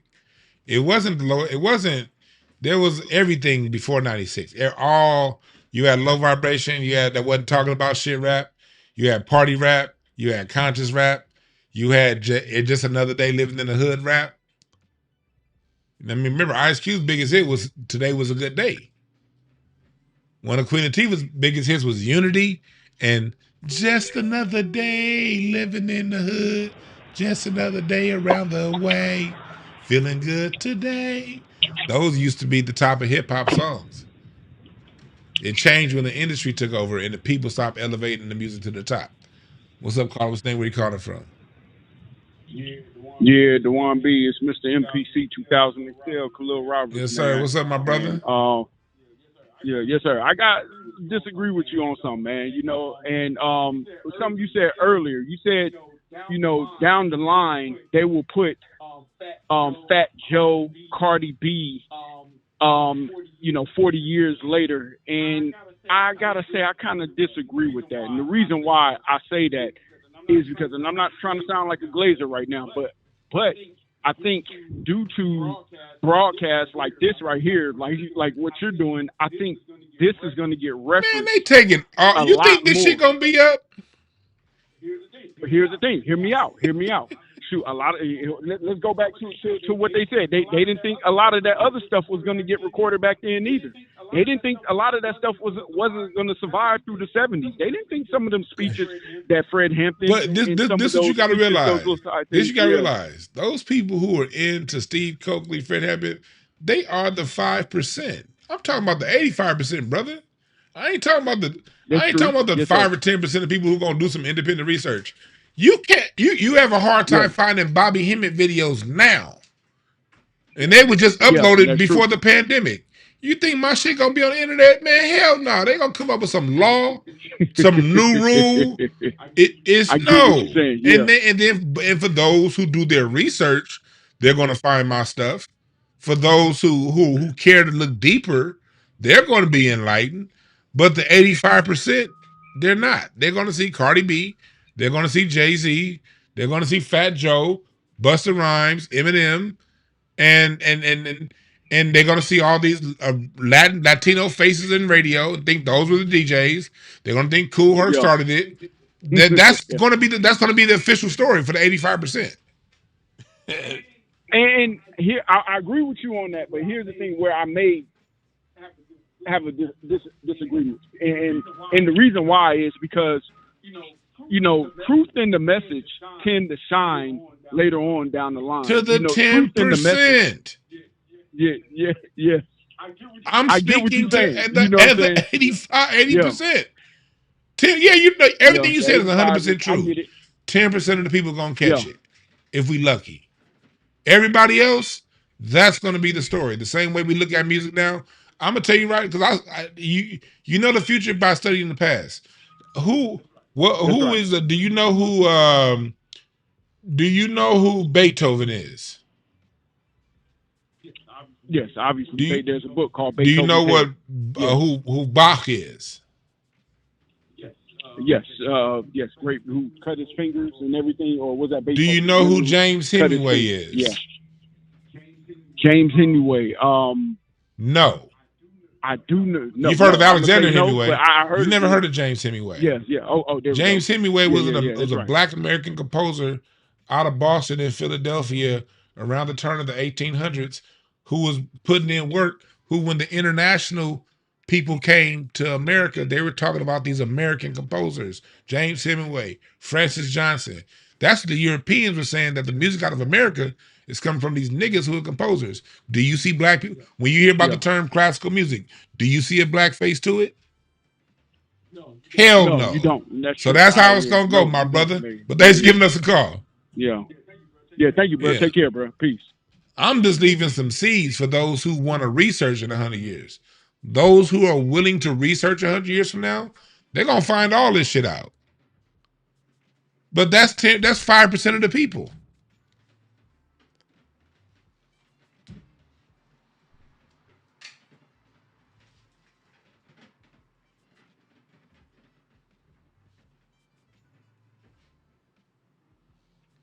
Yeah, they're gonna say MJ was white. They're gonna say MJ and Prince were both white. That's what's gonna happen. MJ and Prince are gonna be white, and so will Diana Ross, and they're gonna have their grandchildren tell the story. What your hoe ass want? Hey, boy, you better watch the way you greet a player. Man, you ain't no player. Give me my. I was about to say something else with a jeer, but yeah, we on. Yeah. You Man, gotta watch it. Man. You gotta watch it. Plus, I'm on the phone, boy. You know how you supposed to act when you hear my voice, scared and shivering. Ho. Man, I act tough because you ain't rough, and when I had enough, your bitch ass is gonna be fluff. Oh no, that rhyme, nigga. Give me points. I got 4 of them. No, that's an F. No, that was an F. You got an F on your report card. The F stands for fuck, nigga. Nah. Hey, I want to bring it back to when you were talking about Fat Joe, Jadakiss, and 38 Spesh, about how these old niggas are still rapping about selling dope and shit. Like, that shit, nobody enjoys coke rap more than I do. But goddamn it, it's got to be a cautionary tale attached to it, because these niggas out here talking about selling dope and shit like the Patriot Act wasn't passed and these streets is dead. Like, rapping about selling dope with no cautionary tale is like seeing two niggas talk to each other in Latin. Latin's a fucking dead language, dog. The streets are dead. Ain't nobody out here selling dope, starting from a rock and then getting to a kilo and becoming a kingpin. No, nigga, your phone has been tapped from the minute you cook that rock up. So if you ain't got no cautionary tale attached to your drug raps, then fuck you and get the fuck out of here, dog. This shit's lame. It's lame as hell. It's like, dog, like, ain't these cats ain't even on cocaine no more. Ain't they on meth or some shit? Like, and look, they think about this. The rap music wasn't glorifying cocaine in the 80s when cocaine was worth taking. I was a kid in the 80s, so I never took 80s cocaine. But the evidence shows that 80s cocaine was fucking amazing. You watch Miami Vice? And nigga, just watch anything from the 80s. Everybody had big hair. The music was big. People drove around in Lamborghinis, and drug dealers had Lamborghinis and Porsches and speedboats and airplanes and shit. In the 80s, you had the afros to go with it. Nigga, it's something you had 80s wrestling, nigga. That 80s cocaine, it was something about 80s cocaine when you watch. You had to be on cocaine to think about a show named Knight Rider with this talking car. With the talking car and the red light in the front. That's some cocaine with a British shit. accent. Yeah. And they weren't rapping about cocaine then when the shit was that good. Dog, and another point I wanted to make. D, if you and I were out somewhere and some random nigga walked up to us, some old nigga older than me, walked up to us and started talking about how he was the greatest high school quarterback in 1969 and start quoting his stats and talk about games he won and all that shit, we would look at him like, man, get this old lame ass nigga out my fucking face. Am I correct? I think we've actually had said that in the past. It's been old ass niggas that's we've actually had that scenario happen in real life a few times. I'm quite sure we have. Now, who does that sound like? It sounds like these niggas in their late 40s, early 50s, talking about the cocaine they sold in their 20s. Like, get your lame, living in the past ass the fuck out of here, dog. Right. And at least, nigga, it ain't even worth it no more with the penalties when it comes to that shit. You know what I mean? Like I said, at least back then, you talking about some cocaine, at least back then, you could like literally buy every house on the block in 2 weekends. Nigga, dealing with and selling with and taking cocaine now, man, you ain't getting nowhere from it no more. And it's like, and you niggas is old, and y'all old. And as an old nigga, at what point do you realize how much damage you have caused the community by selling dope? Like, you still standing on that about how many kilos you sold in 91? You know how many people died behind them kilos you sold in 91, nigga? You still bragging about that shit? And then a lot of people died around that shit. That shit wasn't no joke. No, exactly. So that's all I wanted to say. Oh, I also wanted to say, you's a weak ass nigga, dog, and boy, countdown to your end is on right now. As soon as I see your dumb face, overhand right, left to the body, you out of there, ho. Man, I'll grab your chin and tie that shit into dookie braids and put it down a shredder, you hoe ass nigga. Nah, you weak, dog. Y'all keep supporting this hoe ass nigga. Get the fuck off my phone. Oh, Larry bitch ass. Yeah, man. That ain't cool. But that's what we do here at this channel. We talk about music from all kind of different points of views. We talk about music.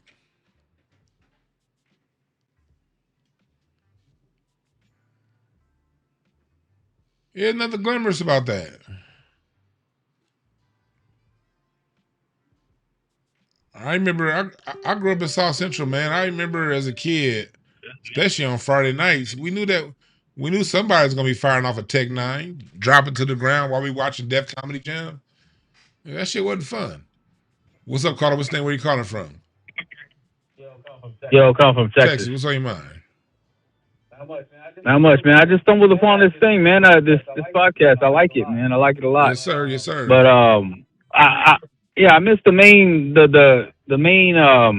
topic. What's the main topic here? Will hip hop ever grow up? And we're talking about low quality style of hip hop and that kind of stuff. Yeah, I have this conversation weekly, and I don't know if you heard of Big X the Plug down here. He's down here in Texas. Yeah, he puts out some quality stuff, but he's not mainstream. You know what I mean? And I think that's music across the board, man. I grew up on hip hop, and I told these youngsters, man, I was like, man, you guys missed out, man. When I was coming up, I graduated in 98, 46, so it's like, man, we had West Coast rap, I had Dre, Snoop, Eazy-E, Ice Cube, and then they had East Coast, had Biggie, you know what I mean? Nas, Wu-Tang Clan, and then even down south we had our Houston Boys. hub, you know what I mean? With Scarface. Yeah, Ghetto Boys, Scarface, and it's just like everybody had their flavor, and I was like, man, it was so good. Yeah, and like I used to come home, like I used to rush home because I would want to see Yo MTV Raps and Rap City on BET. I was like, man, everybody was about the videos and like our CD collections because we'd have everything digital. You know what I mean? We were like proud of our CD collection. We were proud of that, like nostalgic to have your little CD collection to brag about, and you had all the art of the CD art. You know what I mean? Like Bone Thugs and Cypress Hill had some wicked stuff, man. I love that CD art that they would put out with the Skull and Bones, and it was just something like, I don't know, but it's just today. And it's music across the board because I listen to everything, man. But I think like metal is not good anymore. Metal sucks. I mean, it's kind of making a resurgence, but rock is kind of doled out.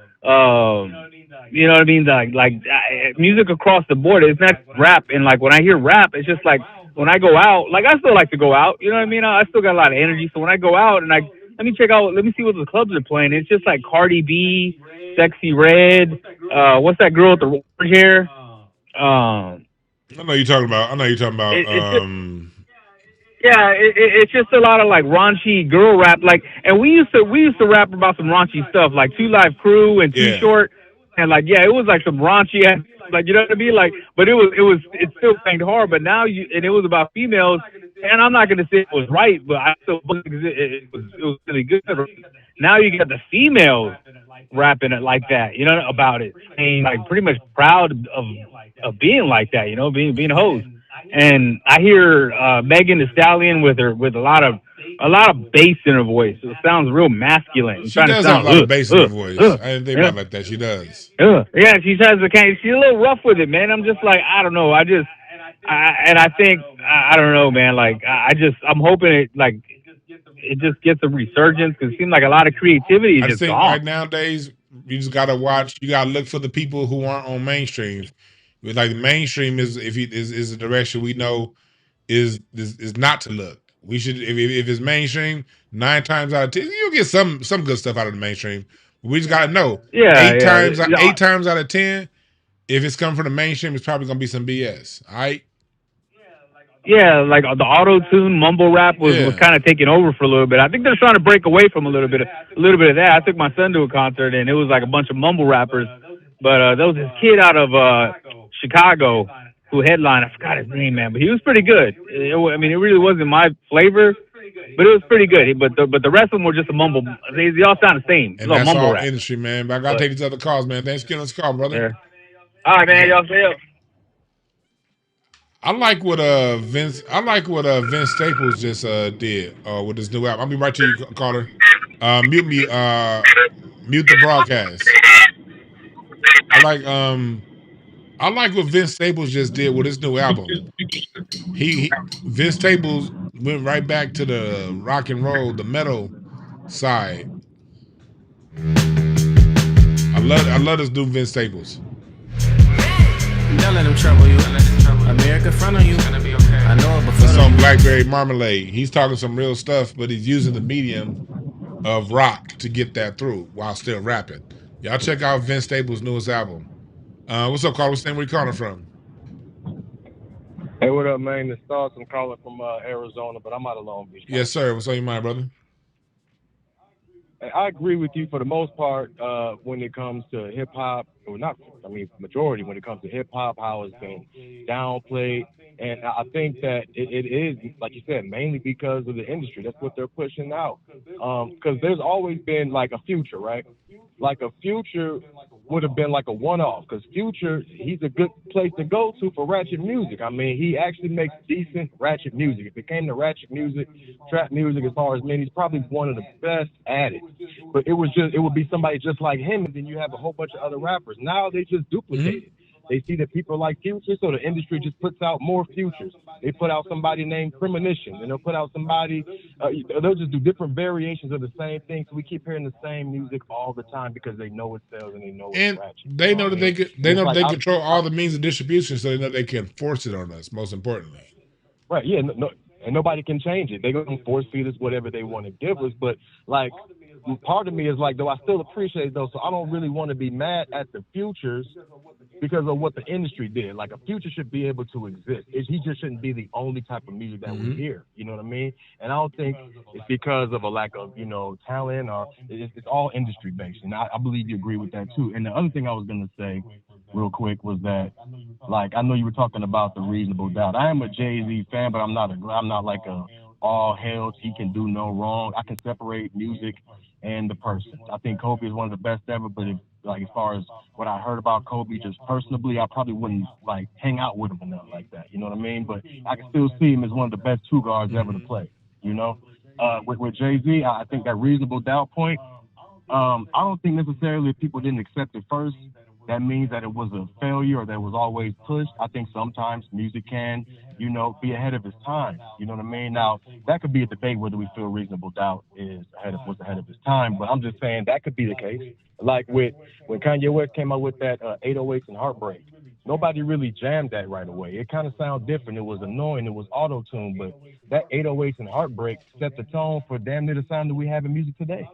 A lot of the music that we hear today or that's popular now is kind of just a different variation of that 808s and Heartbreak album that Kanye West did. He set a standard, you know what I mean? And what he did, but you always got to ask yourself why. The reason why 808s and Heartbreak set a standard is because it showed the industry a very, very cheap form of making music. It's not that it set a standard that people, yes, people followed it, but that standard came at the expense of a little more expensive yet but higher quality format of making music. Remember, we always show they ain't that smart. We are always the ones that show them how to cheapen it. Stevie Wonder showed them how to make a string arrangement on the keyboard with Village Ghetto Land.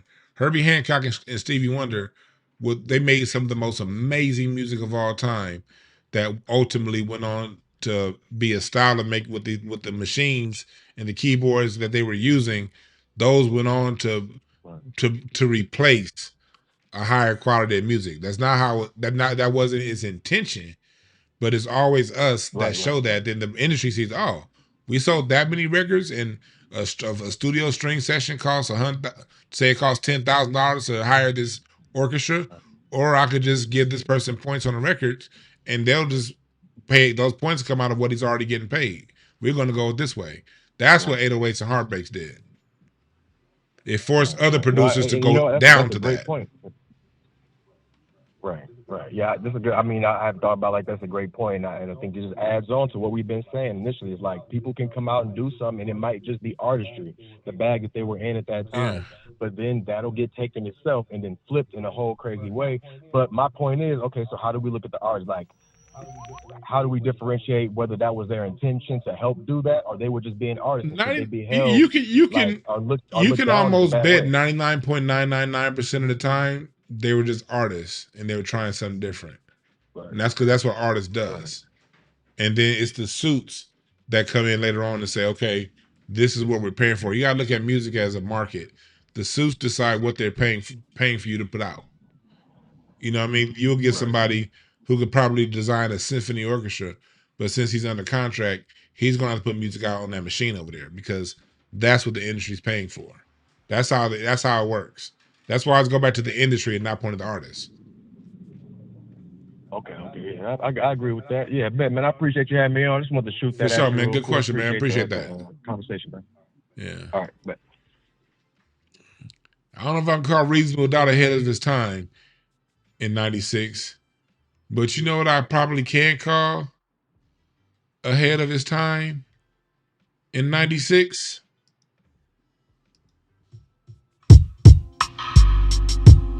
This right here.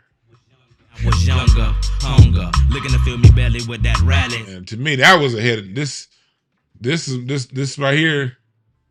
This was you want to talk about ahead of this time. Hold on 1 second, caller. When I thought about songs that was ahead of their time in '96. It was this right here.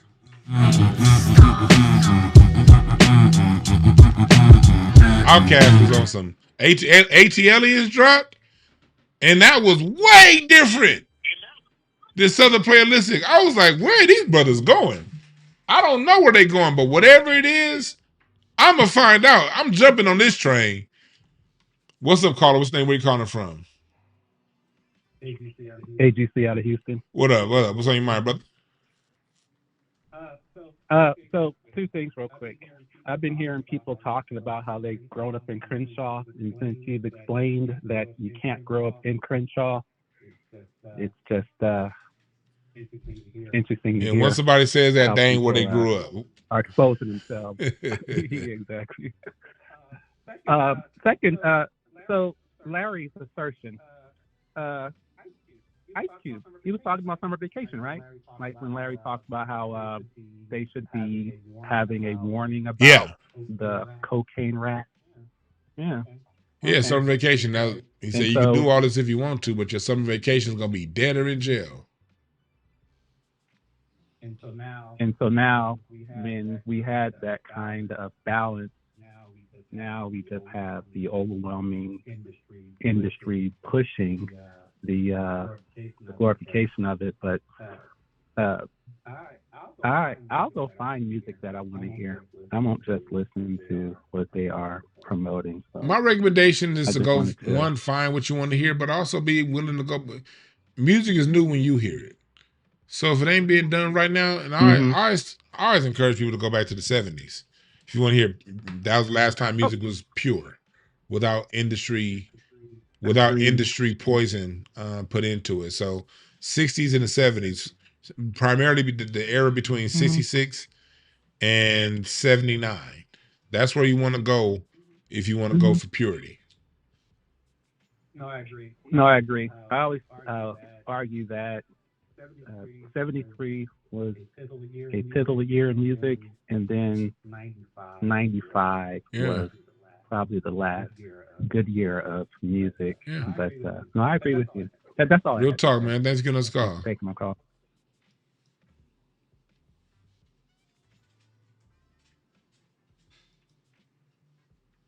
Yeah, like I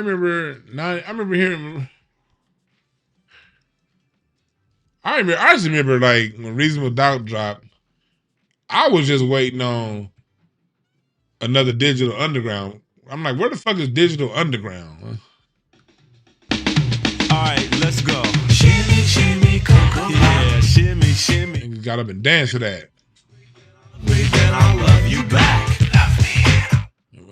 Concept music like that, I miss it.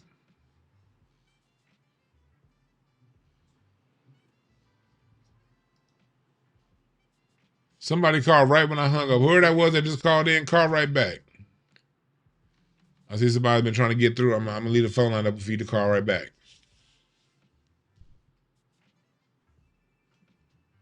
Yeah, it all changed in 1980. That's when the industry started forcing electric music on us. Music production all changed in 1980, and the vocals changed in 1990, 91. No Karen White. Karen White is still around, and she still looks beautiful, by the way, too. Like, a lot of great singers just got shuffled out the industry.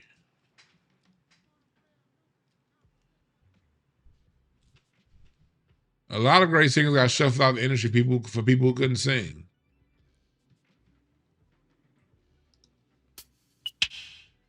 And Karen White was fine as hell. She's still fine. Like I saw an interview recently with Karen White. I'm like, God damn, she's still fine.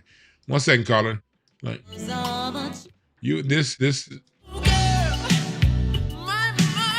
was her. That's Babyface's part.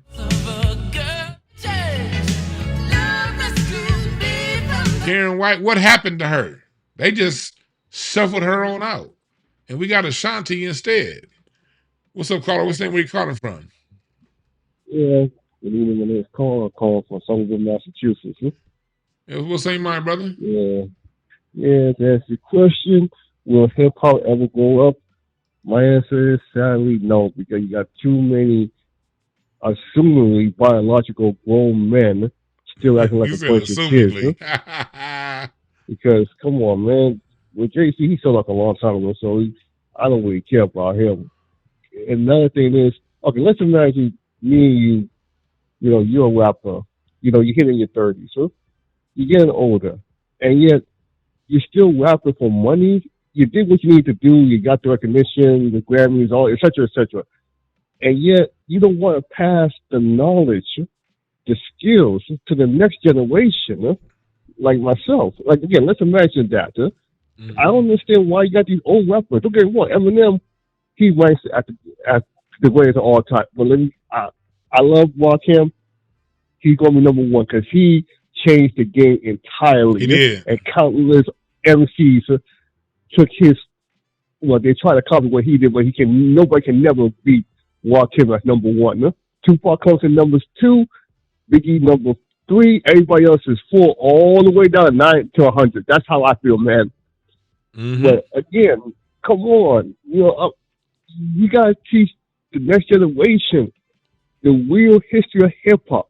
It wasn't never about money. It was about how, and jump in anytime you want, the struggle of how this country has treated black people, even to this day. Yeah? And then when corporate America say, "Yo, we can make some money off this. Let's give these few Negroes a couple of dollars. It's not millions of dollars, and see what happens." Eh? Look at how hip hop is today. Eh? It's a mess. It's trash. Eh? I'm not belittling the sisters, but Cardi B, come on, man. Cardi B, she can't sing. Let alone she can't rap either. I mean, then you got Drake. Well, he's a culture boaster, so I'll leave him alone. Huh? And you got these, and especially these old time New Yorkers. Come on, man. Nas, Wu-Tang. I love Wu-Tang. I love Nas, but come on, you gotta give it up. Y'all in your 50s. Y'all pushing. In this couple, you're gonna be in your 60s. Y'all still rapping? Y'all still touring? For what? I'm like, come on, man. Yeah. It's like all you're doing is just holding the next generation back and saying, I don't want. No, it's like this to me. They're scared that the young generation, which is the next generation, is scared of taking their spots. This is the only thing that they only know. And I'm sitting here like, if you only know one thing, there's something wrong with y'all. Because knowing one, I'm not knocking people who knows one thing, but if you only know that one thing and you're scared to learn something new, then what's the purpose of you just? Well, that's the issue. The problem is now the thing they learned is podcasting. And they trying to fuck up podcasting the way they fucked up hip hop. But thanks for giving us a call, dog. Yeah, you're right. You're right about that. They don't have no now. They all up in podcasting, And they lowering the vibration over here. Shit. Can't even have a decent conversation without some assholes coming into the chat. You just hating. No, nigga, that's it. No, go to listen to one of your if your only response is you just hating, go listen to one of them fucking rapper podcasts. If you don't want your brain stimulated, and if you just want to hear and have your beliefs confirmed, if you want confirmation bias, if you want people to say that what you always know, go watch any of them hip hop podcasts. If it's a rapper that's running the podcast, you will get your confirmation bias. They're gonna prefacing with, "I love Jay. Oh man, Fat Joe, I love him. I love," because they're all on the same team. I'm not on none of them niggas' team. I'm on team music, not team industry. Two different things. I'm on music's team. If you want confirmation bias, go find your favorite rapper who has a podcast.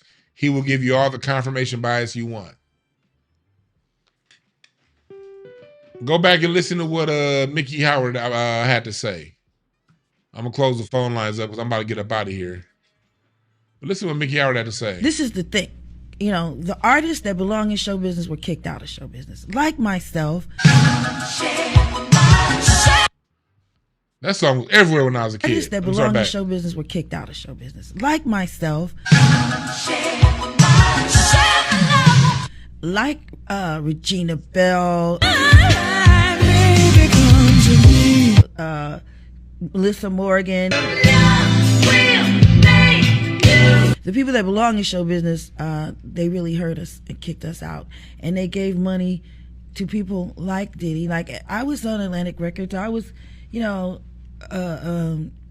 never given $500 million, not $1 million. They still say that I owe them. Mind you, Atlantic Records was built off of R&B. Emmett Erdogan, 1945, is the album. This was crazy about, and this is why I don't fuck with hip hop on the way that a lot of people do, because they don't give a fuck about where they come from. So if you don't give a damn about where you come from, then it's fuck you too. You look at this right here. I was playing this earlier today, Ruth Brown. Do you know who built Atlantic Records? If you're in my music university, if you're on my Patreon members know who built Atlantic Records. But this is how Atlantic Records is built right here.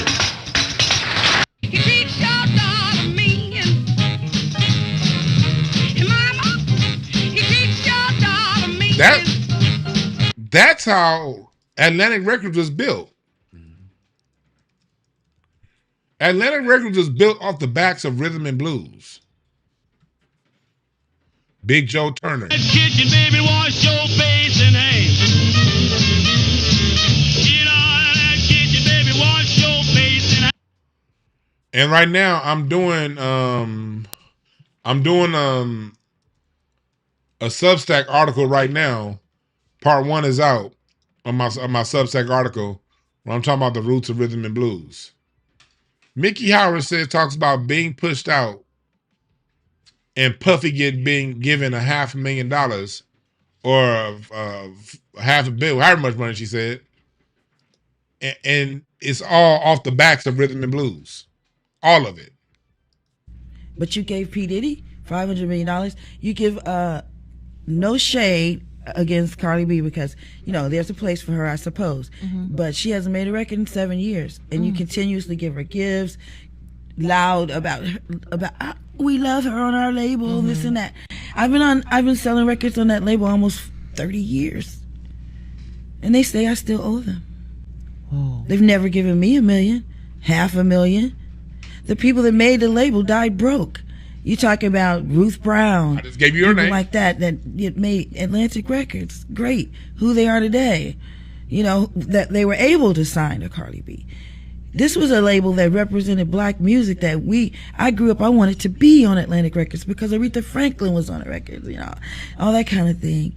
The people that belong in show business were kicked out for people that were basically pimps. Okay. They manipulate. They hurt this business. They hurt black music. and I'm just some dickhead to come in here and say, well, I like the song. Yeah, you ain't getting under the ingredients the song is supposed to provide either, fool. You come around somebody like me who talk music, listen.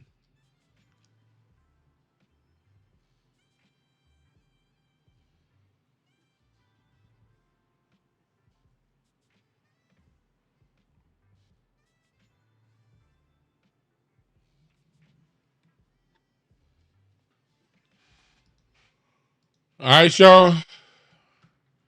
I'm sure I'm gonna get some strikes, so it's gonna be some editing going on. There's gonna be some editing going on. I'm not gonna get no my monetization. I play too much music. I'm pretty sure a lot of my monetization is gonna get. We'll show your appreciation by donating to the fund, the Black American Music Family Tree Historical Foundation. Please show if you like what you heard, if you like the music history, the deep dives. And I think next Tuesday on Patreon, we're going to start our deep dive on weird scenes in the canyon. Next Tuesday, we're going to start. Sundays, Music University. Saturdays, this Saturday, we're going to be back to doing some readings on Saturday. All right? So Saturday, readings on Patreon. Sunday, Music University. We're going to be going deeper into rhythm and blues, the roots of rhythm and blues. And then next Tuesday, we're going to start our deep dive on weird scenes in the canyon and how the government created a music industry out of nothing here in LA using rock and roll and artists that weren't worth two dead flies as musicians to become the biggest selling artists of all time. So if you want to see how they can create a Cardi B, you're going to want to join my Patreon. It's going to be on all levels. Live. It's going to be live on the live interview lounge and higher. That's going to be live. But all levels, the lower level is still going to get access, just not part of the live. But all levels are going to have access to our deep dive on weird scenes in the canyon. And you're going to see how they can create stars out of nothing. Because people you think of as legends, from Jim Morrison to Crosby, Stills, and Nash, were artists that were created out of nothing. All right?